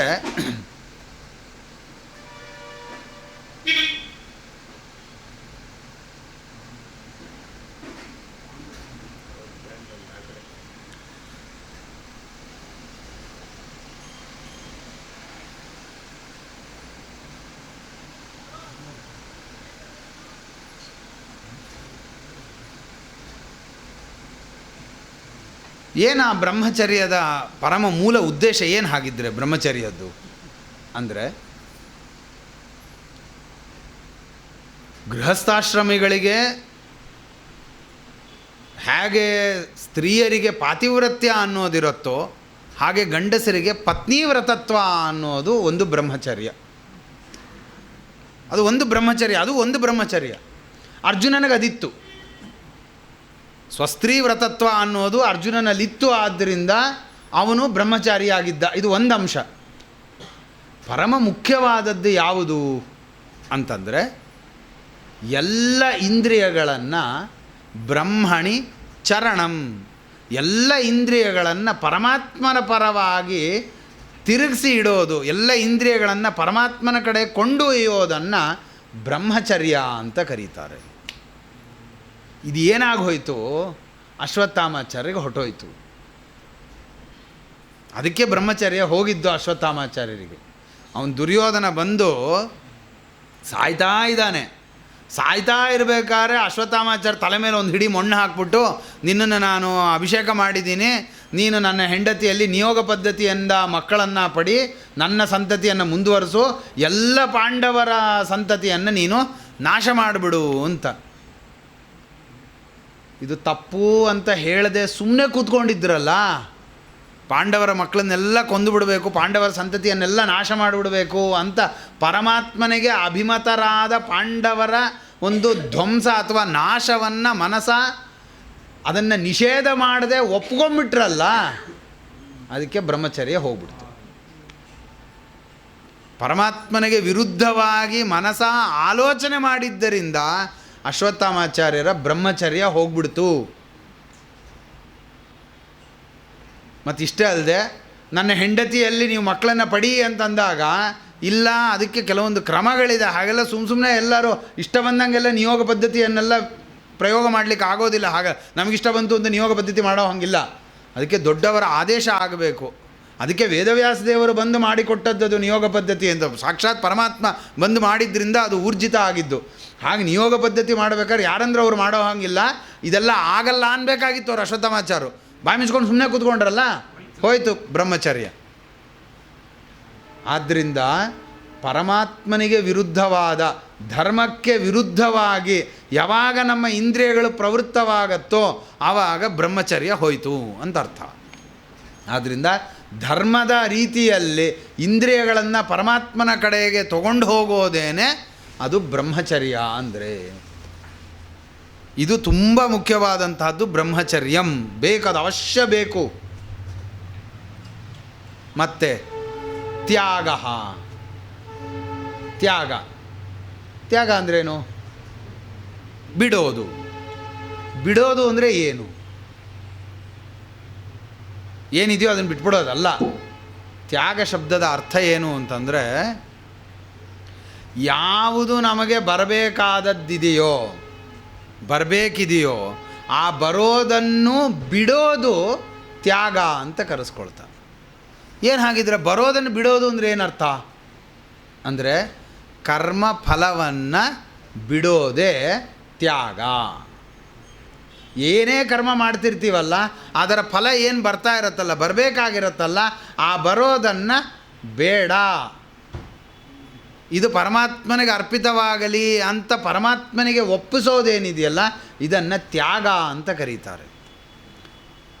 ಅಥವಾ ಯಾರೋ ಒಬ್ಬರು ದಾನ ಕೊಡೋದಕ್ಕೆ ಬರ್ತಾರೆ, ನನ್ನ ಹತ್ರ ಇದು ಮೊದಲೇ ಇದೆ ಬೇಡ, ತ್ಯಾಗ ಅಂತ ಕರೆಸ್ಕೊಳುತ್ತೆ. ಬರೋದನ್ನು ಬೇಡ ಅಂತ ಬಿಡೋದು ತ್ಯಾಗ. ಕೆಲವೊಂದು ನಾವು ಏನು ಮಾಡಿದ್ರೂ ತಡೆಯೋಕ್ಕಾಗಲ್ಲ, ಅದು ಬಂದೇ ಬರುತ್ತೆ. ಅವಾಗೇನು ಮಾಡಬೇಕು ಅಂದರೆ, ಬಂದಿದ್ದರಲ್ಲಿ ಅಹಂತಾವನ್ನು ಬಿಡೋದು ಅದು ತ್ಯಾಗ. ಮಮಕಾರವನ್ನು ಬಿಡೋದು ಅದು ತ್ಯಾಗ. ಇದು ನಂದಲ್ಲ, ಇದು ಪರಮಾತ್ಮನಿಂದ ಕೊಟ್ಟದ್ದು ಅಂತ ಮತ್ತೆ ಎಲ್ಲ ಸುತ್ತಿ ಬಳಸಿ ತಿರ್ಕೊಂಬಂದು ಎಲ್ಲಿಗೆ ಬರುತ್ತೆ ಅಂದರೆ ನಿಷ್ಕಾಮತಾದಲ್ಲೇ ಬಂದು ನಿಂತ್ಕೊಳ್ಳುತ್ತೆ. ಎಲ್ಲವೂ ನಿಷ್ಕಾಮವಾಗಿರೋದೇನೆ ತ್ಯಾಗ ಅಂತ ಕರೆಸ್ಕೊಳ್ಳುತ್ತೆ. ಅದೇ ತ್ಯಾಗ. ಸಂತೋಷ. ಸಂತೋಷ ಅಂದರೆ ನೆನ್ನೆನೇ ಹೇಳಿದೆ, ತೃಪ್ತಿಯಿಂದ ಇರೋದು ಸಂತೋಷ. ಬರೀ ಸಂತೋಷ ಅಲ್ಲ, ಸಂತೋಷ ಏನಕ್ಕೇನಚಿತ್ತು ಅಂತ ಇನ್ನು ಸ್ವಲ್ಪ ಸೇರಿಸ್ಕೋಬೇಕು ಅಲ್ಲಿ. ಸರಿ, ಏನದು ಸಂತೋಷ ಏನಕ್ಕೇನಚಿತ್ತು ಅಂದರೆ ಏನು ಅಂದರೆ, ಬ್ರಾಹ್ಮಣನಿಗೆ 4 ವೃತ್ತಿಗಳನ್ನು ಹೇಳಿದ್ದಾರೆ. ಶಿಲೋಂಚ, ವಿಚಿತ್ರಶಾಲೀನ, ಯಾಯಿವಾರ, ವಿಚಿತ್ರಶಾಲೀನ, ವಾರ್ತಾ ಅಂತ 4 ವೃತ್ತಿಗಳನ್ನು ಬ್ರಾಹ್ಮಣನಿಗೆ ಹೇಳಿದ್ದಾನೆ. ಇದರಲ್ಲೂ ಅದು ಏನು ಮಾಡಿದರೆ ಉಲ್ಟಾ ಹೇಳ್ಕೊಂಬಂದಿದ್ದಾರೆ. ವಾರ್ತಾ, ವಿಚಿತ್ರಶಾಲೀನ, ಯಾಯಾವಾರ ಮತ್ತು ಶಿಲೋಂಚ ಅಂತ. ಇದರಲ್ಲಿ ಮೊದಲು 3 ಆಪತ್ತಿಲ್ಲದೆ ಇದ್ದರೆ ಮಾಡಬಾರ್ದು. ಆಪತ್ತಿಲ್ಲದೆ ಇದ್ದರೆ ಮೊದಲು 3 ಮಾಡಬಾರ್ದು, ಶಿಲೋಂಚ ಮಾಡಬೇಕು. ಆ ಶಿಲೋಂಚನೂ ಸುಮ್ಮನೆ ಮಾಡಬಾರ್ದು, ಅದು ಆಪತ್ತಿದ್ದಾಗಲೇ ಮಾಡಬೇಕು. ಅದಕ್ಕೆ ನೋಡ್ರಿ, ಕಶ್ಯಪರು, ವಸಿಷ್ಠರು, ವಿಶ್ವಾಮಿತ್ರರು ಯಾವ ವೃತ್ತಿ ಮಾಡ್ತಾಯಿದ್ರು? ಯಾವುದು ವೃತ್ತಿ ಮಾಡ್ತಿರಲಿಲ್ಲ ಅವರು ಯಾವುದೂ ವೃತ್ತಿಲಿರಲಿಲ್ಲ. ಆಪತ್ಕಾಲ ಬಂತು ಯಾರಿಗೆ? ದ್ರೋಣಾಚಾರ್ಯರಿಗೆ. ಅದಕ್ಕೆ ಅವರು ಶಿಲೋಂಚ ವೃತ್ತಿಯನ್ನು ಇಟ್ಕೊಂಡ್ರು. ವೃತ್ತಿ ಮಾಡೋದೇ ಆಪತ್ಕಾಲದಲ್ಲಿ. ಅದು ಯಾವಾಗ? ಶಿಲೋಂಚ ವೃತ್ತಿನೇ ಆಪತ್ಕಾಲದಲ್ಲಿ ಮಾಡಬೇಕು. ಅದಕ್ಕಿಂತ ಆಪತ್ತು ಜಾಸ್ತಿ ಆದರೆ ಇನ್ನು ಉಳಿದಿರೋ 3 ಮಾಡಬೇಕು ಅಂತ ವಿಧಾನ. ಈಗ ಪ್ರಶ್ನೆ ಬಂದಿರೋದು, ಒಟ್ಟು 4 ಹೇಳಿದ್ದಾರೆ. 4 ಹೇಳಿರೋದ್ರಲ್ಲಿ 1 ಮಾತ್ರ ಗ್ರಹಣ ಮಾಡಬೇಕು, 3 ಬಿಡಬೇಕು ಅಂತ ಯಾಕೆ? 3 ಬಿಡಬೇಕು ಅಂದರೆ 4 ಬಿಡಬೇಕು. 1 ಗ್ರಹಣ ಮಾಡಬೇಕು ಅಂದರೆ 4 ಗ್ರಹಣ ಮಾಡಬೇಕು. ಅದೇನು 1 ಗ್ರಹಣ ಮಾಡೋದು 3 ಬಿಡೋದು ಏನದು? 3ರಲ್ಲಿ ಏನು ವೈಶಿಷ್ಟ್ಯ, 4ರಲ್ಲಿ ಏನು ವೈಶಿಷ್ಟ್ಯತೆ ಇದೆ? ಎಲ್ಲವೂ ಒಂದೇ. ಆಪತ್ಕಾಲದಲ್ಲಿ ವಿಹಿತವಾದಂತಹ ವೃತ್ತಿಗಳು 4.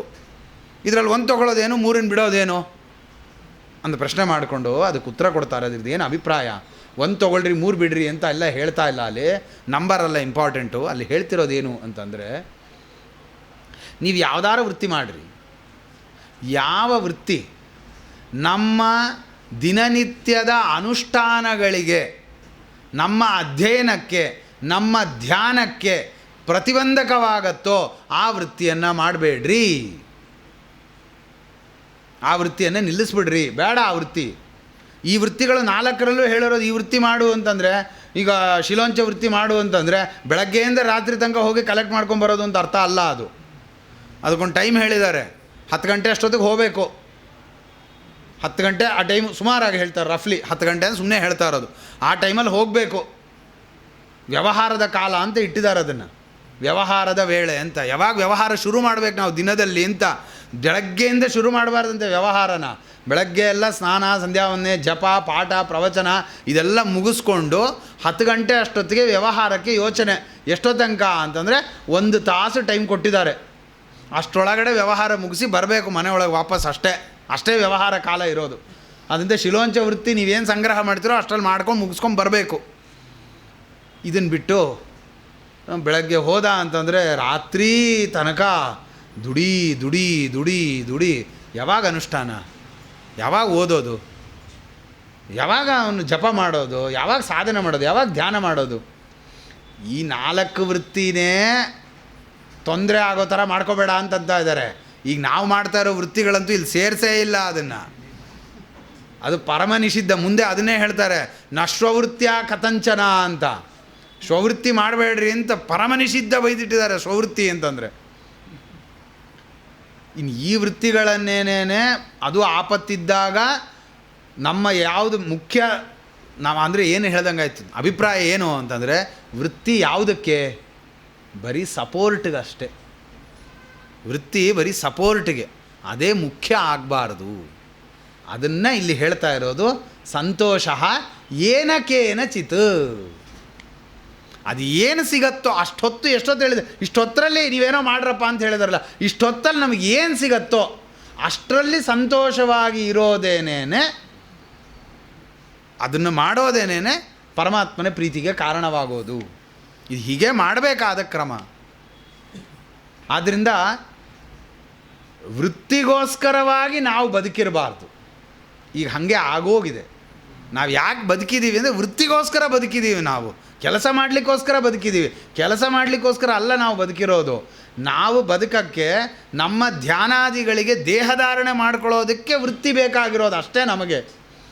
ಈ ಒಂದು ಸಂತೋಷ ಅನ್ನೋದೇನಿದೆಯಲ್ಲ, ಇದನ್ನು ಅನುಷ್ಠಾನ ಮಾಡಬೇಕು. ಸಂತೋಷ ಏನಕೇನ ಚಿತ್. ಏನು ಸಿಗತ್ತೋ ಅದರಲ್ಲಿ. ಏನು ತೊಗೊಂಬರ್ತಾಯಿದ್ರು ದ್ರೋಣಾಚಾರ್ಯರ ಮನೆಗೆ? ಏನು ಸಿಗತ್ರಿ? ಶಿಲೋಂಚ ವೃತ್ತಿ, ಶಿಲಾ ಉಂಚ ಅಂತ 2 ವೃತ್ತಿಗಳದು ಎಲ್ಲರಿಗೂ ಗೊತ್ತಿದೆ. ಶಿಲಾ ಅಂತಂದರೆ ಈ ಗದ್ದೆಗಳಲ್ಲಿ ಅಥವಾ ಈ ಇದು ಏನದು ಗಿಡ ಬೆಳೆಯೋ ಕೃಷಿ ಭೂಮಿಗಳಲ್ಲಿ ಅವ್ರ ಧಾನ್ಯಗಳೆಲ್ಲ ತೆಕ್ಕೊಂಡ ಮೇಲೆ ಒಂದಿಷ್ಟು ಧಾನ್ಯಗಳು ಈ ಜಳ್ಳಿನ ಜೊತೆಯಲ್ಲಿ ಒಂದಿಷ್ಟು ಧಾನ್ಯಗಳು ಸೇರ್ಕೊಂಡ್ಬಿಟ್ಟಿರುತ್ತೆ ಅದರಲ್ಲಿ. ಅದನ್ನು ಅವರು ಬೇರ್ಪಡಿಸ್ಕೊಂಡು ತೊಗೊಂಡು ಹೋಗೋಷ್ಟು ಅವ್ರಿಗೆ ಪೇಷನ್ಸ್ ಇರಲ್ಲ. ಅಯ್ಯೋ ಹೋದರೆ ಹೋಗಲಿ ಬಿಡು ಅಂತ ಬಿಟ್ಬಿಟ್ಟಿರ್ತಾರೆ. ಅದನ್ನು ಬೆಳಗಿನ ಜಾವದಲ್ಲಿ ಮತ್ತು ಸಾಯಂಕಾಲದಲ್ಲಿ ಹಕ್ಕಿಗಳೆಲ್ಲ ಬಂದು ತಿನ್ಕೊಂಡು ಹೋಗಿರುತ್ತೆ. ತಮಗೆ ಎಷ್ಟು ಬೇಕೋ ಅಷ್ಟು ತಿನ್ಕೊಂಡು ಹೋಗುತ್ತೆ. ಹೋದ ಮೇಲೆ ಇವ್ರು ಹೋಗಬೇಕು 10 ಗಂಟೆ ಅಷ್ಟೊತ್ತಿಗೆ. ಹೋಗಿ ಅದರಲ್ಲಿ ಏನು ಬಿದ್ದಿರತ್ತೋ ಅದನ್ನು ತೊಗೊಂಡು ಬಂದು, ಏನು ಬರೀ ಹೊಟ್ಟುತ್ತಾನಿರುತ್ತೆ ಅದರಲ್ಲಿ, ಅದು ತೊಗೊಂಬಂದು ಅದನ್ನು ಕೀರಿ, ಅದನ್ನು ಶುದ್ಧಿ ಮಾಡಿ, ಅದನ್ನು ಆಮೇಲೆ ಕುಟ್ಟಿ ತೆಗೆದು ಏನು ಸಿಗತ್ರಿ? ಏನು ಪಂಚಭಕ್ಷ ಪರಮಾನ್ನ ಸಿಗತ್ತಾ? ಇವತ್ತು ನಂಗೆ ಇದು ತಿನ್ನಬೇಕು ಅಂತ ಆಸೆ ಆಗ್ತಾಯಿದೆ ಕಣೆ, ನೀ ಇದು ಮಾಡೆ. ಅಲ್ಲಿ ಏನಿದೆ ಮಾಡೋದಕ್ಕಲ್ಲಿ? ಅಲ್ಲಿ ಏನು ಸಿಗತ್ತೆ ಧಾನ್ಯ ಅದ್ರ ಮೇಲೆ ಡಿಪೆಂಡ್ ಆಗುತ್ತೆ. ಏನಿದ್ರೆ ಬರೀ ಹಿಟ್ಟು ಅಂತಾನೆ ಆಗುತ್ತೆ, ಮುದ್ದೆ ತಾನೇ ಅಷ್ಟೇ. ಜಾಸ್ತಿ ಅಂದರೆ ಮುದ್ದೆ, ಯಾವುದೋ ಒಂದು ಹಿಟ್ಟಿನ ಮುದ್ದೆ ಸಿಗತ್ತೆ ಅಷ್ಟೇ, ಬಿಟ್ಟರೆ ಬೇರೆ ಏನೂ ಸಿಗೋದಿಲ್ಲ. ಇದರಲ್ಲಿ ಸಂತೋಷ ಏನಕೇನ ಚಿತ್. ಏನು ಸಿಕ್ಕಿದೆಯೋ ಅವತ್ತೇನು ದೇವರು ಕೊಟ್ಟಿದ್ದಾನೋ ಅದರಲ್ಲಿ ಸಂತುಷ್ಟರಾಗಿ ಇರೋದೇನಿದೆ ನೋಡ್ರಿ. ಈ ಶಿಲಾ ಉಂಚದಲ್ಲಿ ಎಣ್ಣೆ ಎಲ್ಲೂ ಸಿಗಲ್ಲ, ಎಣ್ಣೆ ಸಿಗಲ್ಲ. ಅದರಿಂದ ಬೋಂಡ ಬಜ್ಜಿ ಗಿಜ್ಜಿ ಎಲ್ಲ ಯಾವುದೂ ಹುಟ್ಟಲ್ಲ ಶಿಲೋಂಚ ವೃತ್ತಿನಲ್ಲಿ. ಬೋಂಡ ಮಾಡ್ಕೊಂಡು ತಿನ್ನೋಣ ಅನ್ನೋದಕ್ಕೆ. ಯಾಕೆ? ಎಣ್ಣೆ ಯಾರು ನೆಲದ ಮೇಲೆ ಹಾಕಿಟ್ಟಿರ್ತಾರೆ ಸಿಗೋದಕ್ಕೆ? ಎಣ್ಣೆ ಇಲ್ಲ. ತುಪ್ಪ ಸಿಗಬಹುದು. ಹೆಂಗೆ? ಮನೆಯಲ್ಲಿ ಹಸು ಇದ್ದಿದ್ರೆ, ದ್ರೋಣಾಚಾರ್ಯ ಮನೇಲಿ ಹಸುನೂ ಇರಲಿಲ್ಲ, ತುಪ್ಪ ಇಲ್ಲ, ಎಣ್ಣೆ ಇಲ್ಲ. ಏನು ಜೀವನ ಅವ್ರದ್ದು. ಉಪ್ಪು ಸಿಗ್ಬೋದು, ಉಪ್ಪು ಎಲ್ಲೋ ಬಿಟ್ಬಿಟ್ಟಿರ್ತಾರೆ, ಅಂಗಡಿಯಿಂದ ಹೊರಗಡೆ ಬಿಟ್ಬಿಟ್ಟಿರ್ತಾರೆ, ಉಪ್ಪು ಸಿಕ್ಬಿಡತ್ತೆ. ಅದು ದೊಡ್ಡ ವಿಷಯ ಅಲ್ಲ, ಉಪ್ಪು ಸಿಕ್ಬಿಡತ್ತೆ. ಸಕ್ಕರೆ ಬೆಲ್ಲ ಎಲ್ಲ ಯಾವುದೂ ಸಿಗಲ್ಲ, ಅದೆಲ್ಲ ಮ್ಯಾನುಫ್ಯಾಕ್ಚರ್ಡ್ ಇನ್ ಫ್ಯಾಕ್ಟ್ರಿ. ಅದು ಧಾನ್ಯದಲ್ಲಿ ಬೆಳೆಯೋದಲ್ಲ, ಅದು ಅಂದರೆ ಹೊಲದಲ್ಲಿ ಬೆಳೆಯುವಂಥದ್ದಲ್ಲ. ಮತ್ತು ಇನ್ನೇನು ತಿಂದಿರಬೇಕು ದ್ರೋಣಾಚಾರ್ಯರು ಕೂತ್ಕೊಂಡು? ಬರೀ ಹಿಟ್ಟಷ್ಟೇ, ಹಾಲಿಲ್ಲ ಅಶ್ವತ್ಥಾಮಾಚಾರ್ಯರಿಗೆ. ಎಷ್ಟು ವರ್ಷ ಅಶ್ವತ್ಥಾಮಾಚಾರ್ಯರಿಗೆ? ಅಷ್ಟು ವರ್ಷ ಹಾಲೇ ಇಲ್ಲ. ಆ ಹಾಲು ಕೇಳಿದ್ರೆ ಅಮ್ಮ ಹಿಟ್ಟು ಕದರಿ ಕೊಡಬೇಕು ನೀರಲ್ಲಿ, ಅಷ್ಟೇ. ಏನು ಇದು ನೋಡ್ರಿ, ನಿಜವಾದ ಭಾಗವತ ಧರ್ಮ ಅಂದರೆ ಇದು. ಸಂತೋಷ ಏನಕ್ಕೇನಚಿತ್ತು. ದೇವ್ರು ಏನು ಕೊಟ್ಟಿದ್ರು? 800 ವರ್ಷ ಜೀವನ ಮಾಡಿದ್ದವರು ದ್ರೋಣಾಚಾರ್ಯರು. ಒಂದು ದಿವಸ 2 ದಿವಸ ಅಲ್ಲ ಈ ಥರ ಇದ್ದವರು ಅವರು. 800 ವರ್ಷ ಈ ರೀತಿಯಾಗಿ ಪರಮಾತ್ಮನ ಪ್ರೀತಿಗೋಸ್ಕರ. ಅಲ್ಲೇ ಭೀಷ್ಮಾಚಾರ್ಯರು ಕ್ಲೋಸ್ ಫ್ರೆಂಡ್ ಅವರು, ಸಿಕ್ಕಾಪಟ್ಟೆ ಕ್ಲೋಸ್ ಫ್ರೆಂಡು ಭೀಷ್ಮಾಚಾರ್ಯರು. ಭೀಷ್ಮ, ನಂಗೆ ಸ್ವಲ್ಪ ತುಂಬ ಕಷ್ಟ ಆಗಿದೆ ಕಣೋ, ನಂಗೆ ಒಂಚೂರು ರಾಜ್ಯದಿಂದ ಏನೋ ಒಂಚೂರು ಈ ಬ್ರಾಹ್ಮಣರಿಗೆ ಆ ದತ್ತಿ ಈ ದತ್ತಿ ಅದು ಇದು ಏನೋ ಒಂದು ನಂಗೆ ವ್ಯವಸ್ಥೆ ಮಾಡಿಕೊಟ್ಬಿಡ, ಪೆನ್ಷನ್ ಪ್ಲ್ಯಾನು ಆ ಪ್ಲ್ಯಾನು ಈ ಪ್ಲ್ಯಾನು. ಒಂದು ದಿವಸ ಕೇಳಿರಲಿಲ್ಲ ಅವರು. ಮಾಡಿಕೂಡ್ದು ವ್ಯವಹಾರ ಮಾಡಿಕೂಡ್ದು. ಇದು ಶುದ್ಧ ಭಾಗವತ ಧರ್ಮ. ಅವರು ಪಾಪ ಸ್ವಲ್ಪ ಎಷ್ಟೋ ವರ್ಷ ಮಾಡಿದ್ರು, ಆಮೇಲೆ ಆ ಮಗನ ಮೇಲಿನ ಅಭಿಮಾನದಿಂದ ಅದನ್ನು ಬಿಟ್ಕೊಂಡು ಹೋದರು. ಅದನ್ನೇ ಭೀಮಸೇನ ದೇವರು ಅಂತಾರೆ, ಎಷ್ಟು ಚೆನ್ನಾಗಿ ಮಾಡ್ಕೊಂಬಂದಿದ್ರಿ ಧರ್ಮವನ್ನು. ಅದನ್ನು ಬಿಟ್ಟು ಬ್ರಾಹ್ಮಣ ವೃತ್ತಿಯನ್ನು ಬಿಟ್ಟು ಕ್ಷತ್ರಿಯ ವೃತ್ತಿಯಲ್ಲಿ ನಿಂತ್ಕೊಂಡು ಸ್ವಧರ್ಮಸ್ಥಾನ್ ವಿಧರ್ಮಸ್ಥಃ. ಇವರು ಪಾಂಡುರಾಜ ವಿರಾಟ್ ರಾಜ ಎಲ್ಲ ಸ್ವಧರ್ಮಸ್ಥರಾಗಿ ಯುದ್ಧ ಮಾಡಿದೆ, ನೀವು ವಿಧರ್ಮಸ್ಥರಾಗಿ ಬ್ರಾಹ್ಮಣನಾಗಿ ಕ್ಷತ್ರಿಯ ಧರ್ಮವನ್ನು ಪಾಲನೆ ಮಾಡ್ಕೊಂಡು ಏನು ಮಾಡ್ತಾ ಇದ್ದೀರಾ? ಕೆಲಸ ಬುದ್ಧಿ ಇಲ್ವ ನಿಮಗೆ ಅಂತ ಬೈದ ಮೇಲೆ ಜ್ಞಾನೋದಯ ಆಗಿ ಎಲ್ಲವನ್ನು ಬಿಟ್ಟು ಅಲ್ಲೇ ಕೂತ್ಕೊಂಡು ಒಂದು ಮರದ ಹಲಿಗೆ ಅಲ್ಲೇ ಹಾಕ್ಕೊಂಡ್ರು, ಆಸನ ಶುದ್ಧಿ ಮಾಡಿಕೊಂಡ್ರು, ಧ್ಯಾನ ಮಾಡಿದ್ರು, ಅಲ್ಲಿಂದಲ್ಲಿಗೆ ಮೋಕ್ಷ ಕೊಟ್ಟುಬಿಟ್ಟಿದ್ರು. ಅದು ಅವ್ರ ಸಾಮರ್ಥ್ಯ, ಅದು ವಿಶೇಷ ಬೇರೆ. ಆ ಸಂತೋಷ ಏನಕ್ಕೇನಚಿತ್ತು, ಏನು ಬಂದಿದೆಯೋ ಅದರಲ್ಲಿ ಜೀವನ ಮಾಡೋದು ಅನ್ನೋದು. ಇದು ಒಂದು. ಇನ್ನು ಇದು ಸ್ವಲ್ಪ ಕಷ್ಟ ಆಗ್ತಾ ಬಂತು ಕಲಿಗಾಲದಲ್ಲಿ, ಇದು ಇನ್ನೂ ಕಠಿಣ ಆಗ್ತಾ ಬಂತು. ಇಷ್ಟು ಮಾಡೋದು ತುಂಬ ದುರ್ಲಭ, ತುಂಬ ಕಷ್ಟ ಆಗುತ್ತೆ ಈ ಥರ ಮಾಡೋದು. ಇಡೀ ಮಹಾಭಾರತದಲ್ಲಿ ಶಿಲೋಂಚ ವೃತ್ತಿ ಮಾಡಿದವರ ದೃಷ್ಟಾಂತ ನಮಗೆ ಸಿಗೋ ದ್ರೋಣಾಚಾರ್ಯ ಒಬ್ಬರೇ. ಅವರೊಬ್ಬರು ಮಾಡ್ತಾಯಿದ್ರು, ನಡೀತಾ ಇತ್ತು. ಈಗ 100 ಜನ ವೈದಿಕರು ನಾವೆಲ್ಲ ಶಿಲೋಂಚ ವೃತ್ತಿ ಮಾಡ್ತೀವಿ ಅಂತಂದರೆ ಹೊಲದಲ್ಲಿ ಹೋಗಿ ಜಗಳ ಆಡಬೇಕಾಗತ್ತೆ ಅಷ್ಟೇ. ನಾ ಕಿತ್ಕೊಳ್ಳ ನೀ ಕಿತ್ಕೊಳ್ಳ, ನಾ ತೊಗೊಳ್ಳ ನೀ ತೊಗೊಳ್ಳ ಅಂತ. ಅತ್ತನ ಕೊನೆಗಾಗತ್ತೆ. ಅವಾಗ ಏನು ಮಾಡಬೇಕು? ಅದಕ್ಕೆ ಬೇರೆ ಉಪಾಯ ಹೇಳಿದ್ದಾರೆ. ಏನು ಮಾಡಿರಿ ಅಂತಂದರೆ ಯಾಯಿವಾರ ಮಾಡಿರಿ. ಆ ಯಾಯಿವಾರ ಮಾಡ್ಕೊಂಡಿದ್ದವರೊಬ್ಬ ಬ್ರಾಹ್ಮಣ ಇದ್ದ. ಯಾರು ಅಂತಂದರೆ ಅದೇ ಅಚ್ಯುತ ಪ್ರೇಕ್ಷಾಚಾರ್ಯರು. ಯಾಯಿವಾರ ಮಾಡ್ಕೊಂಡಿದ್ದವರು ಇದ್ದರು ಅದೇ ಇದರಲ್ಲಿ. ಎಲ್ಲಿ? ಆ ದ್ವಾಪರ ಯುಗದಲ್ಲೇ ಪಾಂಡವರ ಕಾಲದಲ್ಲೇ ಯಾಯಿವಾರ ಮಾಡ್ಕೊಂಡಿದ್ದವರು ಇದ್ರೆ. ಯಾಕೆ? ಅವ್ರಿಗೆ ಶಿಲೋಂಚ ವೃತ್ತಿ ಆಗ್ತಿಲ್ಲ, ಅವ್ರ ಕೈಯಲ್ಲಿ ಅದು ನಡೀತಿಲ್ಲ. ಅದರಿಂದ ಯಾಯಿವಾರ ಮಾಡ್ಕೊಂಡಿದ್ರು. ಮಧುಕರ ವೃತ್ತಿಯನ್ನು ಮಾಡಿಕೊಂಡು, ಅದೇ ಯಾಯಿವಾರ ಅಂದರೆ ಮಧುಕರ ವೃತ್ತಿ ಅಂತ ಕರೀತಾರೆ. ಮಧುಕರ ವೃತ್ತಿ ಮಾಡಿಕೊಂಡು ಪಾಂಡವರ ಮನೆಯಲ್ಲಿ ಬಂದು ದ್ರೌಪದಿ ದೇವಿಯ ಕೈಯಿಂದ ಮಾಡಿದ ಅನ್ನವನ್ನು ತಿಂದಿದ್ದರ ಪ್ರಯುಕ್ತವಾಗಿ ಶ್ರೀಮದಾಚಾರ್ಯರಿಂದ ಜ್ಞಾನ ಪಡೆಯುವಂಥ ಒಂದು ಸೌಭಾಗ್ಯ ಅವ್ರಿಗೆ ಬಂತು. ಅಂಥ ಒಂದು ಇದನ್ನು ಮಾಡಿಕೊಂಡ್ರು. ಅದು ಒಂದು ಮಧುಕರ ವೃತ್ತಿ ಅಂತ ಆವಾಗೊಂದಿದೆ. ಅದು ಒಂದು ಮಾಡ್ತಾಯಿದ್ರು. ಇದು ಕಷ್ಟ. ಮಧುಕರ ವೃತ್ತಿನೂ ಎಲ್ಲರಿಗೂ ಮಾಡಲಿಕ್ಕಾಗಲ್ಲ, ಸ್ವಲ್ಪ ಕಷ್ಟ. ಆದ್ದರಿಂದ ಏನು ಮಾಡ್ರಪ್ಪ, ವಿಚಿತ್ರ ಶಾಲೀನ ಅಂತ ಒಂದು. ಮಧುಕರ ವೃತ್ತಿಯದಕ್ಕಿಂತ ಇನ್ನೊಂಚೂರು ಯಾಯಿವಾರಕ್ಕಿಂತ ಇನ್ನೂ ಕಮ್ಮಿ ಅದು. ವಿಚಿತ್ರ ಶಾಲೀನ ಅಂದರೆ ಏನು ಅಂತಂದರೆ ಧಾನ್ಯಗಳನ್ನು ಸಂಗ್ರಹ ಮಾಡಿ ಇಟ್ಕೊಳ್ಳೋದು. ಒಂದು ದಿವಸ ಹೋಗೋದು ಯಾಯಿವಾರದ ರೀತಿಯಲ್ಲೇ, ಒಂದು ಊರಿಗೆ ಹೋಗೋದು, ಧಾನ್ಯಗಳನ್ನು ತೊಗೊಳ್ಳೋದು, ದಾನಗಳನ್ನು ತೊಗೊಳೋದು. ದಾನ ಅದೇ ಯಾಯಿವಾರದ ರೀತಿಯಲ್ಲಿ ಸಂಪಾದನೆ ಮಾಡ್ಕೊಂಡು ತೊಗೊಂಬಂದು ಸಂಗ್ರಹ ಮಾಡಿ ಇಟ್ಕೊಂಡ್ಬಿಡೋದು ಮನೆಯಲ್ಲಿ. ಒಂದು ಸರ್ತಿ ತಂದಿಟ್ಕೊಂಡ್ರೆ ನಾವು 3 ತಿಂಗಳು ಮನೆಯಿಂದ ಹೊರಗೆ ಹೋಗಲ್ಲ, ನಾ ಇನ್ನು ವ್ಯಾಪಾರ ಮಾಡಲ್ಲ, ಏನು ಮನೆಯಲ್ಲಿದೆಯೋ ಅಷ್ಟಲ್ಲೇ ಊಟ ಮಾಡ್ಕೊಂಡಿರ್ತೀನಿ. ಇದು ವಿಚಿತ್ರ ಶಾಲೀನ ಅಂತ ಕರೀತಾರೆ. ಧಾನ್ಯ ಸಂಗ್ರಹ ಮಾಡ್ಕೊಳ್ಳೋದು 3 ತಿಂಗಳಲ್ಲ, 6 ತಿಂಗಳಿಗೊಂದು ಸತಿ ಧಾನ್ಯ ಸಂಗ್ರಹ ಅಷ್ಟೇ. 6 ತಿಂಗಳಿಗೆ ಒಂದು ಸತಿ ತೊಗೊಂಬಂದು ಮನೆಯಲ್ಲಿ ಇಟ್ಕೊಂಡ್ರೆ 6 ತಿಂಗಳು ಮನೆಯಿಂದ ಹೊರಗೆ ಹೋಗಲ್ಲ, ವ್ಯವಹಾರ ಮಾಡಲ್ಲ. ಇದ್ರದ್ದು ನೆಕ್ಸ್ಟ್ ಬಂದಿರೋದು ವಾರ್ತಾ ಅಂತ. ಅಂದರೆ ಭೂಮಿಯನ್ನು ಅವಲಂಬಿಸಿಕೊಂಡು ಜೀವನ ಮಾಡೋದು, ಕೃಷಿಯನ್ನು ಅವಲಂಬಿಸಿ ಜೀವನ ಮಾಡೋದು. ಭೂಮಿ ಇರುತ್ತೆ, ಅವನು ಯಾವನೋ ಒಬ್ಬನಿಗೆ ಹೇಳೋದು, ಏನು ಬೆಳಿತೀಯೋ ಬೆಳೆಯಪ್ಪ, ನೀವು ಬೆಳೆದಿದ್ರಲ್ಲಿ ನಂಗೆ ಏನು ಕೊಡ್ತೀಯೋ ಕೊಡು, ಅದು ಏನು ಬರುತ್ತೋ ಅದರಲ್ಲಿ ಜೀವನ ಮಾಡ್ಕೊಂಡಿರೋದು ವಾರ್ತಾ ಅಂತ. ಇದು ಏನಿದೆಯಲ್ಲ, ಇದು ಈ 4 ವೃತ್ತಿಗಳಲ್ಲೂ ಆಪತ್ತಿಗೆ ತಕ್ಕಂತೆ ಆ ವೃತ್ತಿಯನ್ನು ಆರಿಸ್ಕೋಬೇಕು. ವಾರ್ತಾ ಕೊನೆಯದು, ಅದನ್ನು ಫಸ್ಟ್ ಆಪ್ಷನ್ ಅಲ್ಲ, ಅದು ಕೊನೆಯ ಆಪ್ಷನ್ನು ವಾರ್ತಾ ಅನ್ನೋದು. ಇದರಲ್ಲಿ ಸಂತೋಷ ಏನ ಕೇನಚಿತು, ನಮ್ಮ ಪೂರ್ವಿಕರೆಲ್ಲ ಹೀಗೆ ಮಾಡ್ಕೊಂಡು ಬಂದವರು. ವ್ಯಾಸರಾಜರಿಂದ ಅನುಗ್ರಹಿತರಾಗಿ ಲಕ್ಷ ಕುಟುಂಬ ಪೋಷಕ ಪರಿಪಾಲಕ ಅಂತ ಹೇಳಿದ್ರಲ್ಲ, ಆ ಇದನ್ನು ಏನು ಕುಹಯೋಗ ಪರಿಹಾರದ ಕಾಲದಲ್ಲಿ ರಾಜನಿಗೆ ಒಳ್ಳೆಯದಾಗಲಿ ಅನ್ನೋದಕ್ಕೋಸ್ಕರವಾಗಿ ಅನೇಕ ಜನ ಬ್ರಾಹ್ಮಣರಿಗೆ ಭೂಮಿಗಳನ್ನು ದಾನ ಮಾಡಿಬಿಟ್ರು. ಕೃಷಿ ಭೂಮಿಗಳನ್ನು ಯಾಕೆ ಕೊಟ್ಟರು ಅಂದರೆ, ಅದನ್ನು ಅವಲಂಬಿಸ್ಕೊಂಡು ಜೀವನ ಮಾಡಿರಿ, ಏನು ನಮ್ಮ ಕೆಲಸ ಇಲ್ಲ, ನಮ್ಮ ಪಾಡಿಗೆ ನಾವು ಓದ್ತಾ ಬರೀತಾ ಧ್ಯಾನ ಮಾಡ್ಕೊಂಡು ಕೂತಿರೋದು. ಅವ್ರು ಯಾರೋ ಒಬ್ಬ ನೋಡ್ಕೋತಾ ಇರ್ತಾನೆ, ಅದನ್ನು ಅವನು ವಹಿಸ್ಬಿಡೋದು, ನೀನು ನೋಡ್ಕೊಪ್ಪ ಅಷ್ಟೇ, ನಮ್ದು ಏನು ಕೆಲಸ ನೀನು ನೋಡ್ಕೊ. ಅವನೇ ಒಂದಿಷ್ಟು ಏನೋ ತಂದು ಮನೆಗೆ ಹಾಕ್ತಾನೆ, ಬುದ್ಧಿ ಇಷ್ಟು ಬಂತು, ಹೌದಪ್ಪ ಸರಿ ಅಷ್ಟೇ, ಲೆಕ್ಕಾಚಾರ ಕೇಳೋದಿಲ್ಲ, ನೀ ಅದನ್ನು ಎಷ್ಟು ಮಾಡ್ದು, ಎಷ್ಟಕ್ಕೆ ಮಾರ್ದು, ಏನು ಮಾರ್ದು, ಇಷ್ಟು ಪರ್ಸೆಂಟೇಜು ಯಾವುದೂ ಇಲ್ಲ. ಅವನು ಏನು ತಂದು ಹಾಕ್ತಾನೆ ಮನೆಗೆ ಬಂತು ಅಷ್ಟೇ, ಅದು ಏನು ಧಾನ್ಯನೋ ಅದರಲ್ಲಿ ಜೀವನ ಅಷ್ಟೇ. ಇದು ಸಂತೋಷ ಏನ ಕೇನಚಿತು. ಇದನ್ನೂ ಮಾಡದೇ ಇದ್ದವರು ಯಾದವಾರ್ಯರು. 4 ವೃತ್ತಿನೂ ಮಾಡಲಿಲ್ಲ ಅವರು, 4 ವೃತ್ತಿ ಮಾಡಲಿಲ್ಲ, ಸುಮ್ಮನೆ ಮನೆಯಲ್ಲಿ ಕೂತಿರೋದು. ದೇವ್ರ ಮನೆಗೆ ಏನು ತಂದು ಹಾಕ್ತಾನೋ, ದೇವರಾಗ ಮನೆಗೆ ಏನು ಬರುತ್ತೋ ಅದರಲ್ಲಿ ಜೀವನ ಅಷ್ಟೇ. ಯಾಯವಾರಕ್ಕೆ ಹೋಗೋದಿಲ್ಲ, ಯಾವುದೂ ಇಲ್ಲ ಯಾದವಾರ್ಯರಲ್ಲಿ, ಯಾವುದಕ್ಕೂ ಹೋಗ್ತಾ ಇಲ್ಲ. ಮನೆಗೆ ಬರಬೇಕು, ಪದಾರ್ಥ ಏನು ಬರುತ್ತೋ ಬರಬೇಕು ಮನೆಗೆ ಅಷ್ಟೇ. ನಾವು ಎದ್ದು ಹೋಗೋದು ಹೊರಗಡೆಗೆ ಅನ್ನೋದಿಲ್ಲ, ಓದ್ತಾ ಬರಿತಾ ಕೊಡೋದು ಅಷ್ಟೇ. ಹೀಗಿದ್ದವರು ಯಾದವಾರ್ಯರು. ಅದರದ್ದು ಕಥೆ ಎಲ್ರಿಗೂ ಗೊತ್ತು. 7 ದಿವಸ ಉಪವಾಸ, ಮನೇಲಿ ಏನಿಲ್ಲ ಪದಾರ್ಥ. 7 ದಿವಸ ಏನೂ ಬರಲಿಲ್ಲ ಮನೆಗೆ. 8ನೇ ದಿವಸ, ದೇವರೇ ಯಾಕೆ ಹಿಂಗೆ ಮಾಡ್ತಾ ಇದೆಯೇ, ನಿನ್ನನ್ನು ನಂಬಿದ್ದೀನಿ, 7 ದಿವಸದ ಉಪವಾಸ ಹೇಗಿರುತ್ತೆ ಸ್ವಲ್ಪ ಕಲ್ಪನಾ ಮಾಡ್ಕೊಳ್ರಿ. 1 ಹೊತ್ತು ಊಟ ತಪ್ಪಿದ್ರೆ ನಾವು ಹೆಂಗೆ ಆಡ್ತಿರ್ತೀವಿ ನಮ್ಮ ಮನೆಗಳಲ್ಲಿ. 1 ಹೊತ್ತು ಊಟ ತಪ್ಪೋದಲ್ಲ, 1 ತುತ್ತು ಅನ್ನ ಕಮ್ಮಿ ಆದಾಗ ಹೇಗೆ ಆಡ್ತೀವಿ ನೋಡ್ಕೊಳ್ರಿ. ನಮ್ಮ ಪರಿಸ್ಥಿತಿ ಹೇಗಿರುತ್ತೆ. ಮಜ್ಜಿಗೆ ಅನ್ನಕ್ಕೆ 1 ತುತ್ತು ಅನ್ನ ಕಮ್ಮಿ ಆಗಿದೆ ಅಷ್ಟೇ, ಅನ್ನ ಸರಿಯಾಗಿ ಮಾಡೋಕ್ಕಾಗಲ್ವಾ ಅಂತ ಬೈದು ದೊಡ್ಡ ಜಗಳ ಮಾಡಿ ಗಲಾಟೆ ಮಾಡಿ ಎಷ್ಟು ರಗಳೆ ಮಾಡ್ತಾ ಇರ್ತೀವಿ 1 ತುತ್ತು ಅನ್ನಕ್ಕೆ. 7 ದಿವಸ ಕಂಪ್ಲೀಟ್ ಬರೀ ನೀರಷ್ಟೇ ಆಹಾರ, ಒಂದು ಪ್ರಯತ್ನ ಮಾಡಲಿಲ್ಲ. 8ನೇ ದಿವಸ ಯಾಕೆ ದೇವ್ರು ಹಂಗೆ ಪ್ರೇರಣೆ ಮಾಡಿದ್ನೋ ಗೊತ್ತಿಲ್ಲ, ಯೋಗಕ್ಷೇಮ ವಹಾಮ್ಯಹಂ ಅನ್ನೋದಕ್ಕೆ ಗೀಟ್ ಹೊಡೆದ್ಬಿಟ್ಟು ಹೊಟ್ಟೋಗ್ಬಿಟ್ರು.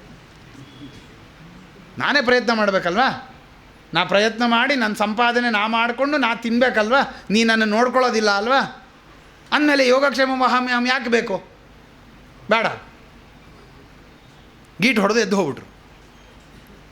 ನಾನು ಹೋಗ್ತೀನಿ, ಏನೋ ವ್ಯವಸ್ಥೆ ಮಾಡ್ತೀನಿ ಅಂತ ಹೆಂಡ್ತಿಗೆ ಹೇಳ್ಬಿಟ್ಟು ಹೊಟ್ಟೋದ್ರು. ಮನಸ್ಸು ಕೇಳಲ್ಲ ರೀ, ಅಷ್ಟು ವರ್ಷ ಮಾಡಿಕೊಂಡು ಬಂದ ಧರ್ಮ ಬಿಡೋದಕ್ಕೆ ಮನಸ್ಸು ಕೇಳಲಿಲ್ಲ. ಅವ್ರು ಏನು ಪ್ರಯತ್ನನೂ ಮಾಡಲಿಲ್ಲ, ಸೀದಾ ಸುಮ್ಮನೆ ಹೋದರು, ನದಿ ತೀರಕ್ಕೆ ಹೋಗಿ ಕೂತ್ಕೊಂಡ್ರು, ದೇವ್ರ ಧ್ಯಾನ ಮಾಡ್ತಾಯಿದ್ರು, ಸ್ನಾನ ಮಾಡ್ಕೊಂಡು ಮನೆಗೆ ಬಂದರು, ಅಷ್ಟೇ ಮಾಡಿದ್ರು. ಅವ್ರು ಏನೂ ಮಾಡಲಿಲ್ಲ. ಅವರು ಸ್ನಾನ ಮಾಡ್ಕೊಂಡು ಮನೆಗೆ ಬರ್ತಾರೆ, ಮನೆಯಲ್ಲಿ ಒಲೆ ಹತ್ತಿಸಿದ್ದಾರೆ. ಆಶ್ಚರ್ಯ ಆಗೋಯ್ತು. ಬಂದರು, ಒಳಗಡೆ ಬಂದು ಯಾದವಾರ್ಯರು ಕೇಳ್ತಾರೆ, ಏನು ಒಲೆ ಹಚ್ಚಿದೆ? ಇಲ್ಲ ನೀವೇ ಕಳಿಸಿದ್ರಂತಲ್ಲ ಸಾಮಾನನ್ನು, ಆ ಹುಡುಗ ತೊಗೊಂಬಂದ. ನಾನೇ ಎಲ್ಲಿ ಕಳಿಸ್ದೆ ನೋಡ್ರಿ, ಅಲ್ಲೇ ಕೂತಿದ್ದಾನೆ ನೋಡ್ರಿ ಹುಡುಗ, ಅಲ್ಲೇ ಕೂತಿರೋಕೆ ಹೇಳಿದ್ದೀನಿ, ಅಲ್ಲೇ ಕೂತಿದ್ದಾನೆ ನೋಡ್ರಿ. ಅವ್ನು ತೊಗೊಂಬಂದು ಕೊಟ್ಟ ಸಾಮಾನ ಬುದ್ಧಿಯವ್ರು ಕಳಿಸಿದ್ರು ಅಂತಂದ, ಸಾಮಾನು ತೊಗೊಂಬಂದ ಅಡುಗೆ ಮಾಡ್ತಾಯಿದ್ದೀನಿ, ಹೇಳ್ರಿ ಪೂಜೆ ಮಾಡಿರಿ, ನೈವೇದ್ಯಕ್ಕೆ ಕೊಡ್ತೀನಿ ಇವತ್ತು, ಎಲ್ಲ ಒಳ್ಳೆ ಅಡುಗೆ ಮಾಡೋಣ ಅಂತ ಏನೋ ಪಾಪ ಹೆಂಡತಿ ಹೇಳೋದು. ಅವ್ರಿಗೆ ಆಶ್ಚರ್ಯ, ನಾನೇನು ಕಳಿಸಿಲ್ಲ, ಯಾರು ಹುಡುಗ ಅವನು ನೋಡ್ರಿ, ಅಲ್ಲೇ ಕೂತಿದ್ದಾನೆ ನೋಡ್ರಿ. ಕೂತಿದ್ದಾನೆ ನೋಡಿದ್ರೆ ಅಲ್ಲಿ ಯಾರು ಹುಡುಗ ಇಲ್ಲ. ಆ ಹೆಂಡತಿ ಕೇಳ್ತಾಳೆ, ನಿಮ್ಗೆ ಯಾಕ್ರಿ ದುಷ್ಟು ಬುದ್ಧಿ ಬಂದ್ಬಿಡ್ತು, ಆ ಹುಡುಗ ನಾಲ್ಗೇನು ಯಾಕ್ರಿ ಹರಿದು ಬಿಟ್ರಿ ಹೋಗಿ ನೀವು. ಆ ಹುಡುಗ ಬಂದಿರ್ತಾನೆ, ಸಾಮಾನು ತೊಗೊಂಡು ಬಂದಿರ್ತಾನೆ ಹುಡುಗ, ಅವನ ಬಾಯಲ್ಲಿ ರಕ್ತ ಬರ್ತಾ ಇರುತ್ತೆ. ಆ ಪಾಪ ಯಾದವಾರ್ಯ ಹೆಂಡತಿ ಕೇಳ್ತಾಳೆ, ಯಾಕಪ್ಪ ಬಾಯಲ್ಲಿ ರಕ್ತ ಬರ್ತದೆ? ಇಲ್ಲ ಸ್ವಲ್ಪ ತರೋದು ತಡ ಆಗ್ಬಿಡ್ತು, ನಾಲ್ಗೆ ಹರಿದು ಬಿಟ್ರು ನಮ್ಮ ಬುದ್ಧಿಯವರು ಅಂತ. ಓಕೆ, ನಿಮಗೆ ಯಾಕ್ರಿ ಇಂಥ ದುಷ್ಟು ಬುದ್ಧಿ ಬಂತು? ಅದು ಇನ್ನೊಂದೇನು, ದೇವ್ರು ಏನು ಮಾಡ್ತಾರೆ ನೋಡಿ, ಯಾವುದೋ ಒಬ್ಬ ಬ್ರಾಹ್ಮಣನಾಗಿ ಬರಬಾರ್ದಾ, ಆ ವೇಷ ಹಾಕೊಳ್ಳಿ. ಯಾಕೆ ಆ ವೇಷ ಹಾಕೊಂಬರ್ತಾನೆ? ಚಂಡಾಲನ ವೇಷದಲ್ಲಿ ಬಂದ ದೇವರು. ಚಂಡಾಲ ರೂಪದ ಹುಡುಗನ ರೂಪವನ್ನು ತಗೊಂಡು ಆ ದ್ರವ್ಯವನ್ನು ತಂದಿಟ್ಟಿದ್ದಾನೆ. ಆ ಹೆಂಡತಿ ಕೇಳ್ತಾಳೆ, ಯಾರಾದರೂ ಮೊದಲು ನಾಲ್ಗೆ ಹರಿಯುವಂಥದ್ದು ಕೆಲಸ ಮಾಡಬಾರ್ದು, ಅದು ಚಂಡಾಲ ಹುಡುಗ, ಅವನ್ನೆಲ್ಲ ನೀವು ಯಾಕೆ ನಾಲ್ಗೆ ಹರಿಯುವಂಥ ಕೆಲಸ ಎಲ್ಲ ಮಾಡಿದ್ರಿ, ನಿಮ್ಗೆ ಯಾಕೆ ಇಂಥ ಬುದ್ಧಿ ಬಂತು?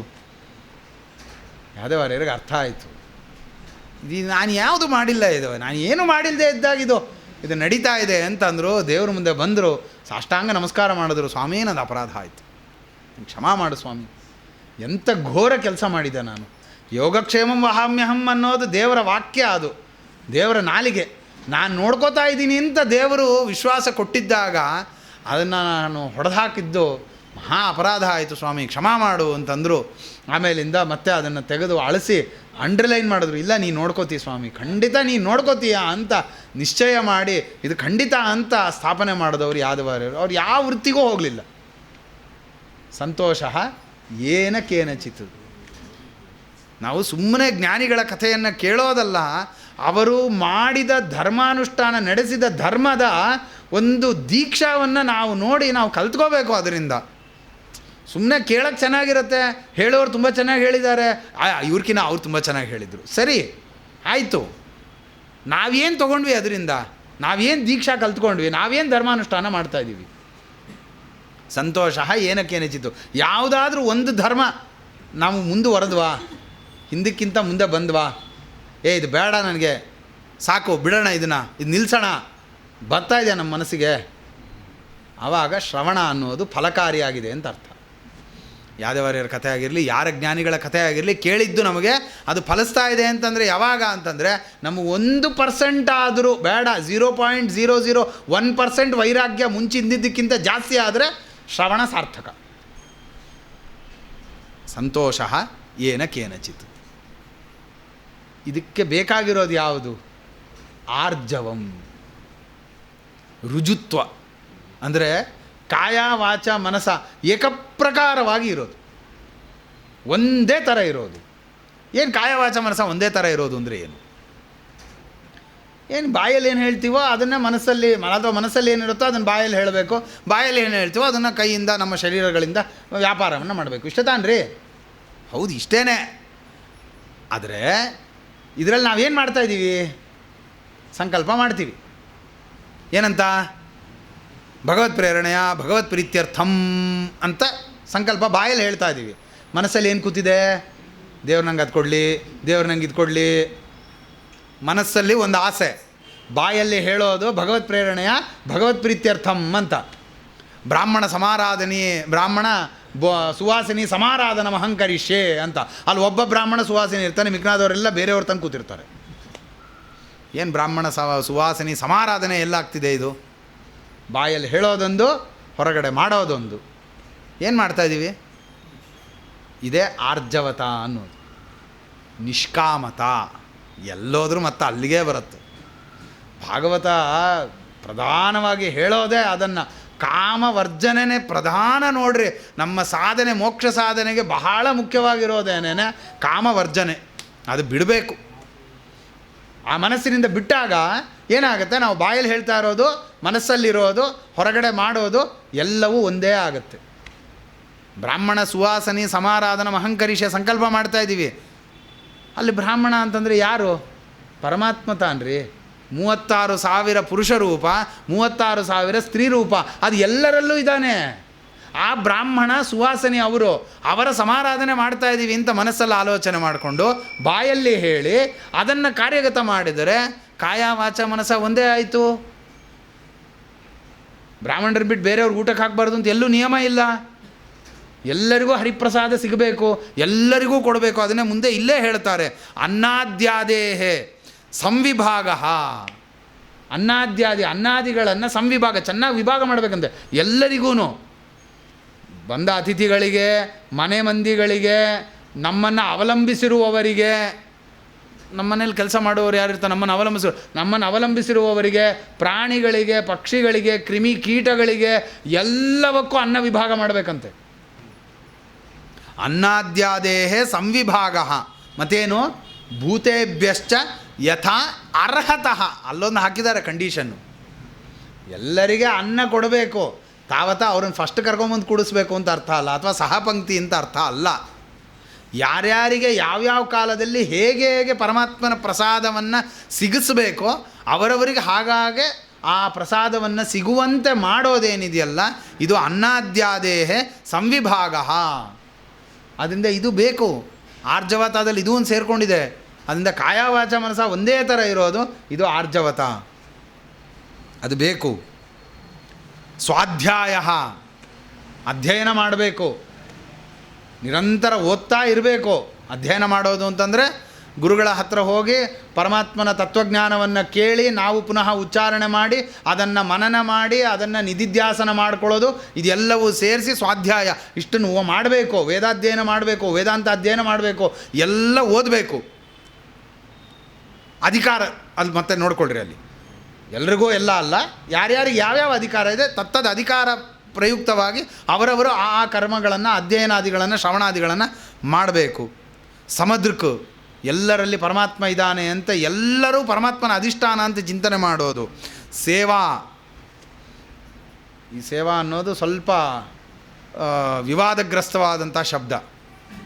ಸೇವಾ ಅಂತಂದರೆ ನಮಗಿಂತ ಉತ್ತಮರಾದವರಿಗೆ ಸೇವಾ, ನಮ್ಮ ಸಮಾನರಾದವರಿಗೆ ಮಾಡಿದರೆ ಸಹಾಯ, ನಮಗಿಂತ ಕಮ್ಮಿ ಆದವರಿಗೆ ಮಾಡಿದರೆ ಅದು ದಯ. ಸೇವಾದಲ್ಲೇ 3 ರೂಪ ಇದೆ. ಇದೆಲ್ಲವೂ ಸೇವಾ ಅಂತ ಕರೆಸ್ಕೊಳ್ಳುತ್ತೆ. ನಮಗಿಂತ ಅಧಮರಾದವರಿಗೆ ಏನು ದಯ ಮಾಡ್ತೀವಲ್ಲ ಅದು ಸೇವಾ ಅಂತ ಆಗತ್ತೆ. ಆ ಸೇವಾವನ್ನು ಮಾಡಬೇಕು. ಗ್ರಾಮ್ಯ ಈಹ ಉಪರಮಃ ಶನೈಹಿ. ಗ್ರಾಮ್ಯ ಈಹ ಅಂದರೆ ವಿಷಯ, ಆ ವಿಷಯದಿಂದ ಉಪರಮ, ಸಾಕು, ಬೇಡ. ಪ್ರತಿಜ್ಞೆ ಮಾಡಬೇಕು, ಆಯಿತು ಇಷ್ಟು ದಿವಸ ಟಿ ವಿ ನೋಡಿದ್ದೀನಿ, ಸಾಕು, ಇನ್ನೇನು ಮುಂದುವರಿಯೋದು ಪ್ರಯೋಜನ ಇಲ್ಲ. ಮತ್ತೆ ಯಥಾ ಪ್ರಕಾರ ಅದೇನೆ ಚರ್ವಿತ ಚರ್ವಣಾನಾಮ ಅಂತ ಮತ್ತೆ ಅದೇ ತಾನು ತಿರುಗ್ತಾ ಇರುತ್ತೆ. ಬೇಡ, ಇವತ್ತಿಂದ ನಾನು ಟಿ ವಿ ನೋಡಲ್ಲ. ಈ ಥರದ್ದೇ ಒಂದೊಂದು ಗ್ರಾಮ್ಯ ಇಹ, ಗ್ರಾಮ್ಯವಾದಂತಹ ವಿಷಯಗಳಿಂದ ಇಚ್ಛಾವನ್ನು ಉಪರಮ ನಿಲ್ಲಿಸೋದು, ಸಾಕು ಅಂತ ಬೇರ್ ಮಾಡೋದು, ನಿಲ್ಲಿಸ್ಕೊಳ್ಳೋದು. ಇನ್ಮೇಲಿಂದ ನಾನು ಪೊಲಿಟಿಕಲ್ ವಿಷಯ ಮಾತಾಡೋದಿಲ್ಲ, ಮಾತಿನಲ್ಲಿ ಕಟ್ಟುಬದ್ದು ಮಾಡೋದು, ಬೇಡದೇ ಇರೋ ವಿಷಯಗಳು ಅದನ್ನು ನಿಲ್ಲಿಸೋದು. ಈ ತರಹದ ಒಂದೊಂದಾಗೆ ನಿಲ್ಲಿಸ್ಕೊಂಡು ಬರೋದು ಶನೈಹಿ ಅಂತ ಹೇಳಿದ್ದಾರೆ. ಒಂದೇ ಸತಿಗೆ ಆಗಲ್ಲ, ಶನೈಹಿ ನಿಧಾನವಾಗಿ ಅಭ್ಯಾಸ ಮಾಡಿ ಅದನ್ನು ಸಾಧಿಸಬೇಕು. ಶನೈಹಿ ನೃಣಾಂ ವಿಪರ್ಯಯ ಇಹೈಕ್ಷ, ಇನ್ನೊಬ್ಬರಿಗೆ ತೊಂದರೆ ಆಗತ್ತೆ ಅದಾಗಬಾರ್ದು ಅಂತ ಆಲೋಚನೆ ಮಾಡೋದು. ಇನ್ನೊಬ್ಬರಿಗೆ ತೊಂದರೆ, ನನಗೆ ಹೇಗೆ ತೊಂದರೆನೋ ಹಾಗೆ ಇನ್ನೊಬ್ಬರಿಗೆ ತೊಂದರೆ ಆಗತ್ತೆ ಅಂಬುವಂಥ ಆಲೋಚನೆ ಮಾಡಿ ಅವರಿಗೆ ತೊಂದರೆ ಆಗದೇ ಇರುವಂತೆ, ಯಾರಿಗೂ ಬೇರೆ ಅವರಿಗೆ ತೊಂದರೆ ಆಗದೇ ಇರುವಂತೆ ನೋಡಿಕೊಳ್ಳೋದು. ಈಗ ಎಷ್ಟೋ ಸರ್ತಿ ನಾವೇ ಮಾಡ್ತಾ ಇರ್ತೀವಿ, ಎಷ್ಟೋ ಒಂದು ಹಿಂಗೆ ಹೋಗ್ತಾ ಇರ್ಬೇಕಾದ್ರೆ ಕಸ ಬಿಸಾಕಬೇಕು, ಕೈಯಲ್ಲಿ ಏನೋ ಒಂದು ಕಸ ಇದೆ, ಯಾಕೆ ನಮಗೇನಾಗಬೇಕಾಗಿದೆ ನಾನು ಹೀಗೆ ಬಿಸಾಕ್ಬಿಟ್ಟು ಹೋಗ್ಬಿಡೋದು. ನಮಗೇನಾಗಿದೆ, ಅವ್ರು ತೆಕ್ಕೊಳ್ತಾರೆ, ಬೇರೆಯವ್ರು ಕ್ಲೀನ್ ಮಾಡ್ಕೊಳ್ತಾರೆ, ಇನ್ನೊಬ್ರಿಗೆ ತೊಂದರೆ ಆಗುತ್ತಲ್ಲ.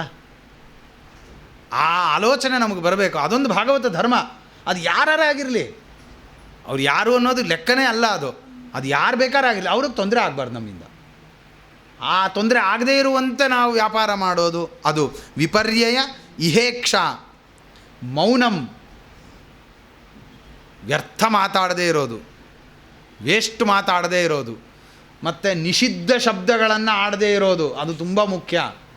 ಮೌನ ಅಂತಂದರೆ ನಮ್ಲೇಂಚಿತವೈ ನಾಪಭಾಷಿತವೈ ಅಂತ ವೇದ ಹೇಳುತ್ತೆ. ನಮ್ಲೇಂಚಿತವೈ, ಮ್ಲೇಂಚ ಭಾಷೆ ಮಾತಾಡಬಾರ್ದು. ನಾವು ಬಾಯಿ ತೆಗೆದ್ರೆ ಬರೀ ಅದೇ ಬರುತ್ತೆ, ನಮ್ಲೇಂಚಿತವೈ ನಾ ಅಪಭಾಷಿತವೈ, ಅಪಭ್ರಷ್ಟ ಭಾಷೆಗಳನ್ನು ಮಾತಾಡಬಾರ್ದು, ಸಂಸ್ಕೃತವನ್ನೇ ಮಾತಾಡಬೇಕು. ಹೆಂಗೆ ಸಾಧ್ಯ ರೀ? ಸಂಸ್ಕೃತವನ್ನೇ ಅಷ್ಟೇ ಮಾತಾಡಬೇಕು ಅಂದರೆ ಅವಾಗೇನು ಅರ್ಥ ಮಾಡ್ಕೋಬೇಕು? ಎಲ್ಲ ಶಬ್ದಗಳಿಗೆ ಸಂಸ್ಕಾರ ಯಾವುದು? ಪರಮಾತ್ಮನ ಚಿಂತನೆ. ಪ್ರತಿಯೊಂದು ಶಬ್ದಕ್ಕೂ ಅವನೇ ವಾಚ್ಯ ಎಂಬುವಂತಹ ಅನುಸಂಧಾನದಿಂದ ಶಬ್ದಗಳನ್ನು ಆಡೋದೇನಿದೆ ಅದು ಸಂಸ್ಕೃತ ಅಂತ. ಅವ ಕನ್ನಡ ಆಡಿದರೂ ಅದು ಸಂಸ್ಕೃತ ಆಗತ್ತೆ. ಪರಮಾತ್ಮನ ಪರವಾದ ಶಬ್ದಗಳು ಅಂತ ಅನುಸಂಧಾನ ಮಾಡಿಕೊಂಡು ಶಬ್ದಗಳನ್ನು ಆಡಬೇಕು. ಆವಾಗ ನಿಷಿದ್ಧ ಶಬ್ದಗಳನ್ನು ಆಡಬಾರ್ದು, ನಿಲ್ಲಿಸಬೇಕು. ಇದೆಲ್ಲ ಏನಾಗುತ್ತೆ? ಮೌನ ಅಂತ ಕರೆಸ್ಕೊಳ್ಳುತ್ತೆ. ಆತ್ಮವಿಮರ್ಶನಂ, ನಮ್ಮನ್ನು ನಾವು ನೋಡ್ಕೊಳ್ಳೋದು. ಆತ್ಮವಿಮರ್ಶನ, ನಾವು ಏನು ಮಾಡ್ತಿರೋದು ಸರಿನಾ ತಪ್ಪಾ, ಏನು ಮಾಡ್ತಾಯಿದ್ದೀವಿ ನಾವು. ಆತ್ಮಾನಂ ಬಹುಮನ್ಯತೆ ಅಂತ ಇನ್ನೊಂದು ಭಾಗವತದಲ್ಲಿ ನಮ್ಮನ್ನು ನಾವು ತುಂಬ ಅಭಿಮಾನ ಮಾಡ್ಕೊಳ್ತಾ ಇದ್ವಿ. ಬಹಳ ಮಾನ ನಮ್ಮ ಮೇಲೆ, ನಮಗೆ ತುಂಬ ದೊಡ್ಡ ಸ್ಥಾನದಲ್ಲಿ ಇಟ್ಕೊಂಡ್ಬಿಟ್ಟಿರ್ತೀವಿ ನಾವೇ ನಮ್ಮನ್ನು ತೊಗೊಂಡೋಗಿ. ಆತ್ಮಾನಂ ಬಹುಮನ್ಯತೆ ಅಂತ. ಆತ್ಮ ನಮ್ಮನ್ನು ನೋಡ್ಕೋಬೇಕು ನಾವು. ನಮ್ದು ಏನು ಪರಿಸ್ಥಿತಿ, ನಮ್ಮ ಯೋಗ್ಯತೆ ಏನು, ನಾವು ಹೇಗಿದ್ದೀವಿ, ಏನು ಮಾಡ್ತಾಯಿದ್ದೀವಿ, ಎಲ್ಲವನ್ನು ತಿಳ್ಕೊಳ್ಬೇಕಾಗಿರೋದು. ಆತ್ಮವಿಮರ್ಶನಂ. ಅನ್ನಾದ್ಯಾದೇಹ ಸಂವಿಭಾಗ ಭೂತೇಭ್ಯಶ್ಚ ಯಥಾರ್ಹತಃ ತೇಷು ಆತ್ಮದೇವತಾ ಬುದ್ಧಿ. ಅನ್ನಾದಿಗಳನ್ನು ವಿಭಾಗ ಮಾಡಬೇಕಾದ್ರೆ ಏನು ಆಲೋಚನೆ ಮಾಡಿ ಕೊಡಬೇಕು? ತೇಷು ಆತ್ಮ ದೇವತಾ ಬುದ್ಧಿ. ಅಲ್ಲಿ ಪರಮಾತ್ಮನ ಸನ್ನಿಧಾನ ಇದೆ, ಅಲ್ಲಿ ತತ್ವಾಭಿಮಾನಿ ದೇವತೆಗಳಿದ್ದಾರೆ, ಅವರ ಅಂತರ್ಯಾಮಿಯಾಗಿ ಮತ್ತೆ ಪುನಃ ಪರಮಾತ್ಮನೇ ಅದನ್ನು ಸ್ವೀಕಾರ ಮಾಡ್ತಾನೆ ಅಂತ ಅನುಸಂಧಾನದಿಂದ ಅವರುಗಳಿಗೆ, ಆ ಪ್ರಾಣಿಗಳಿಗೆ, ಪಕ್ಷಿಗಳಿಗೆ, ಕ್ರಿಮಿಗಳಿಗೆ, ಕೀಟಗಳಿಗೆ ಎಲ್ಲದಕ್ಕೂ ಆ ಅನ್ನಗಳನ್ನು ಕೊಡಬೇಕು. ಸುತರಾಂ ನೃಷು ಪಾಂಡವ. ಸುತರಾಂ ಅದರಲ್ಲಂತೂ ಯಾರಲ್ಲಿ ಮನುಷ್ಯರಲ್ಲಂತೂ ಸುತರಾಂ ಮಾಡಲೇಬೇಕು ಅದನ್ನು. ಅವರಲ್ಲಂತೂ ಅನುಸಂಧಾನ ಮಾಡ್ತಾನೇ ಇರಬೇಕು, ದೇವತಾ ಸನ್ನಿಧಾನವನ್ನು ಚಿಂತನೆ ಮಾಡ್ತಾನೇ ಇರಬೇಕು ಅಂತ. ಇಷ್ಟು ಇದೇನಿದೆಯಲ್ಲ ಇದು ತ್ರಿಂಶತ್ ಭಾಗವತ ಧರ್ಮ. ಇದ್ರ ಜೊತೆಗೆ ಇನ್ನೊಂದಿಷ್ಟು ಸೇರಿಸಿದ್ದಾರೆ. ಶ್ರವಣಂ ಕೀರ್ತನಂ ಚ ಅಸ್ಯ ಸ್ಮರಣಂ ಮಹತಾಂ ಗತೇಹೇ. ಶ್ರವಣ ಮಾಡಬೇಕು, ಕೀರ್ತನ ಮಾಡಬೇಕು, ಸ್ಮರಣೆ ಮಾಡ್ತಾ ಇರಬೇಕು. ಮಹತಾಂ ಗತೇಹೇ, ದೊಡ್ಡವರನ್ನು ಸೇವೆ ಮಾಡಬೇಕು, ದೊಡ್ಡವರನ್ನು ಹಿಂಬಾಲಿಸಬೇಕು. ಸೇವ ಇಜ್ಜ ಅವನತಿ. ಸೇವ ಇಜ್ಜ ಸೇವಾ ಮಾಡಬೇಕು, ಇಜ್ಜ ಪೂಜೆ ಮಾಡಬೇಕು, ಅವನತಿ ಅವ್ರ ಮುಂದೆ ಬಕ್ಕೊಂಡು ನಿಂತಿರಬೇಕು. ದೊಡ್ಡವ್ರ ಮುಂದೆ ಯಾವಾಗಲೂ ಪಾದಾವಲಂಬಿಯಾಗಿರಬೇಕು ಅಂತಂತಾರೆ. ಪಾದಾವಲಂಬಿ ಅಂತಂದ್ರೆ ಏನು? ಕಾಲು ಹಿಡ್ಕೊಂಡು ಕೂತಿರೋದು ಅಂತ ಅರ್ಥ. ದೊಡ್ಡವರಿದ್ದರೆ ಆ ಸ್ಥಾನದಲ್ಲಿ ಕೂತ್ಕೋಬೇಕು. ಅದಕ್ಕೆ ದೊಡ್ಡವ್ರ ಮುಂದೆ ಕೂತ್ಕೊಳ್ಬಾರ್ದು ಅಂತ ಒಂದು ನಿಯಮ ಇದೆ. ದೊಡ್ಡವ್ರ ಮುಂದೆ ಕೂತ್ಕೋಬಾರ್ದಂತೆ, ನಿಂತ್ಕೊಂಡೇ ಇರಬೇಕಂತೆ, ಹಿಂಗೆ ಹಿಂಗೆ ಹಿಂಗೆ ನಿಂತಿರ್ಬೇಕಂತೆ. ದಾಸರ ಥರ, ಸ್ಲೇವ್ಸ್ಗಳ ಥರ. ದಾಸರು ಅಂತ ಅನ್ಬಾರ್ದು, ಗುಲಾಮರಗಳ ಥರ ಹಿಂಗೆ ನಿಂತಿರಬೇಕು ಅವ್ರ ಮುಂದೆ. ಇಲ್ಲ ಕೂತ್ಕೋ ಅಂತಂದ್ರೆ ಅವರ ಸ್ಥಾನ ಮೇಲಿರಬೇಕು, ಅವ್ರ ಕಾಲ ಹತ್ರ ನಾವು ಕೂತ್ಕೋಬೇಕು. ಹಂಗಿರಬೇಕು ನಾವು ಕೂತ್ಕೊಂಡ್ರು. ಆ ತರಹ ಅವನತಿ ಹೀಗಿರಬೇಕು. ಮತ್ತು ಸಖ್ಯಂ ದಾಸ್ಯಂ ಆತ್ಮಸಮರ್ಪಣಂ. ದಾಸ್ಯ ಭಾವ ಇರಬೇಕು ಪರಮಾತ್ಮನಲ್ಲಿ. ನಾನು ನಿನ್ನ ದಾಸ ಅನ್ನುವಂತಹ ಬುದ್ಧಿ ಯಾವಾಗಲೂ ಇರ್ತಾ ಇರಬೇಕು. ಅದು ಬರೀ ನಾನು ನಿನ್ನ ದಾಸ ಅಂದರೆ ಸಾಕಾಗಲ್ಲ. ದಾಸಾನುದಾಸ, ದಾಸರ ದಾಸಾನುದಾಸ ನಾನು ಅನ್ನುವಂತಹ ಅನುಸಂಧಾನ ಬರ್ತಾ ಇರಬೇಕು. ಆ ಭಾವನೆ ಬರಬೇಕು. ಇದೆಲ್ಲ ಬಂದಾಗಲೇ ಆತ್ಮವಿಮರ್ಶನ ಬರುತ್ತೆ. ನಮ್ಮ ಯೋಗ್ಯತಾ ಏನು ಅನ್ನೋದು ಗೊತ್ತಾಗತ್ತೆ. ಇಲ್ಲದೇ ಇದ್ದರೆ ನಾವು ಎಲ್ಲೋ ಇದ್ದೀವಿ ಅಂತ ನಮ್ಮನ್ನು ನಾವು ತಿಳ್ಕೊಂಡು ಕೂತಿರ್ತೀವಿ. ಶ್ರವಣ ಮಾಡಬೇಕು, ಪರಮಾತ್ಮನ ಗುಣಗಾನ, ಭಗವದ್ಭಕ್ತರ, ಭಗವದ್ ಅನುಗ್ರಹಕ್ಕೆ ಪಾತ್ರರಾದವರ ಕಥಾಗಳನ್ನು ಕೇಳಿದಾಗ ಗೊತ್ತಾಗತ್ತೆ ನಮ್ಮ ಯೋಗ್ಯತಾ ಏನು ಅನ್ನೋದು. ಅದನ್ನು ಮಾಡಬೇಕು. ದಾಸ್ಯಂ ಆತ್ಮಸಮರ್ಪಣಂ. ಆತ್ಮಸಮರ್ಪಣ ಅಂತಂದ್ರೆ ಏನು ಅಂತಂದರೆ ತನ್ನನ್ನು ಪರಮಾತ್ಮನ ದಾಸ ಅಂತ ಅರ್ಪಣೆ ಮಾಡ್ಕೊಳ್ಳೋದು. ಎರಡೂ ಒಂದೇ ಆಯ್ತಲ್ಲ. ದಾಸ್ಯ ಆತ್ಮಸಮರ್ಪಣ ಎರಡೂ ಒಂದೇ ಆಯ್ತಲ್ಲ. ಏನು ವ್ಯತ್ಯಾಸ ಬಂತು ಎರಡಕ್ಕೂ? ಎರಡೂ ಒಂದೇ, ಬೇರೆ ಏನಿದೆ ಇದರಲ್ಲಿ ಅಂದರೆ ಅದಕ್ಕೆ ಹೇಳ್ತಾರೆ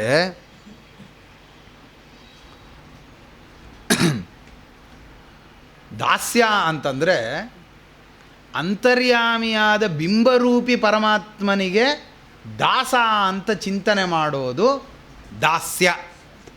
ಅಥವಾ ಅದನ್ನು ಆತ್ಮಸಮರ್ಪಣೆ. ಬಿಂಬರೂಪದ ಪರಮಾತ್ಮನಿಗೆ ನಾನು ದಾಸ ಅಂತ ಚಿಂತನೆ ಮಾಡಿಕೊಳ್ಳೋದು ಆತ್ಮಸಮರ್ಪಣೆ. ಕಾಲರೂಪಿ ಪರಮಾತ್ಮನಿಗೆ ದಾಸ ಅಂತುವಂಥ ಚಿಂತನೆ ಮಾಡೋದು ದಾಸ್ಯ. ಕಾಲರೂಪ ಪರಮಾತ್ಮ ಅಂದರೆ ಯಾರು ಬೇಕಾದ್ರೂ ಆಗ್ಬೋದು. ಜ್ಞಾನಿಗಳು, ಬ್ರಾಹ್ಮಣರು, ವಟುಗಳು, ಸನ್ಯಾಸಿಗಳು ಎಲ್ಲರೂ ಕಾಲರೂಪ ಪರಮಾತ್ಮನ ಅಧಿಷ್ಠಾನಗಳೆಲ್ಲವೂ. ಅದಕ್ಕೆ ದಾಸ್ಯ ಭಾವನಾವನ್ನು ಹೊಂದೋದು, ಅವರುಗಳಿಗೆ ದಾಸ, ಅವರುಗಳಿಗೆ ಸೇವಕ ಅನ್ನುವಂಥ ಬುದ್ಧಿ ತಂದ್ಕೊಳ್ಳೋದು ದಾಸ್ಯ. ಬಿಂಬರೂಪದ ಪರಮಾತ್ಮನಿಗೆ ದಾಸ ಅಂತ ತಿಳ್ಕೊಳ್ಳೋದು ಆತ್ಮಸಮರ್ಪಣೆ ಅಂತ. ಎರಡು ವ್ಯತ್ಯಾಸವನ್ನು ಮಾಡಿಕೊಡ್ತಾರೆ. ದಾಸ್ಯಕ್ಕೂ ಆತ್ಮಸಮರ್ಪಣೆಗೂ ವ್ಯತ್ಯಾಸವನ್ನು ಮಾಡಿಕೊಡ್ತಾರೆ. ಇದಿಷ್ಟನ್ನು ನೃಣಾಮಯಂ ಪರೋಧರ್ಮ ಸರ್ವೇಷಾಂ ಸಮುದಾಹೃತ. ಇಂಥವ್ರಿಗೆ ಅಂಥವ್ರಿಗೆಲ್ಲ ಸರ್ವೇಷಾಂ ಸಮುದಾಹೃತ, ಎಲ್ಲರಿಗೂ ಇದನ್ನು ಹೇಳಿದ್ದಾರೆ. ತ್ರಿಂಶಲ್ಲಕ್ಷಣ ಸಂಯುಕ್ತ ಸರ್ವಾತ್ಮ ಏನ ತುಷ್ಯತಿ. ಈ ಧರ್ಮಾನುಷ್ಠಾನ ಮಾಡಿದ್ರಷ್ಟೇ ಪರಮಾತ್ಮ ತುಷ್ಯತಿ, ಸಂತುಷ್ಟನಾಗೋದು. ಈ 30 ಲಕ್ಷಣಗಳು ಇರಬೇಕು ಅವನಲ್ಲಿ ಅಂತ ಇಷ್ಟನ್ನೇ ಹೇಳ್ತಾರೆ. ಇಷ್ಟರ ಮುಂದೆ ಇನ್ನೂ ಇದು ಪೂರ್ತಿ 4 ಅಧ್ಯಾಯಗಳು ಬರೀ ಪೂರ್ತಿ ಇದರದ್ದೇ ವರ್ಣಾಶ್ರಮೋಚಿತವಾದಂಥದ್ದೇ ಧರ್ಮಗಳದ್ದೇ ವಿಚಾರವನ್ನು ಹೇಳ್ತಾ ಇರುವಂಥದ್ದು. ಮುಂದೇನು ಅನ್ನೋದನ್ನು ನಾಳೆ ನೋಡೋಣ. ಕೃಷ್ಣಾರ್ಪಣಮಸ್ತು. ಹರೇ ನಮಃ.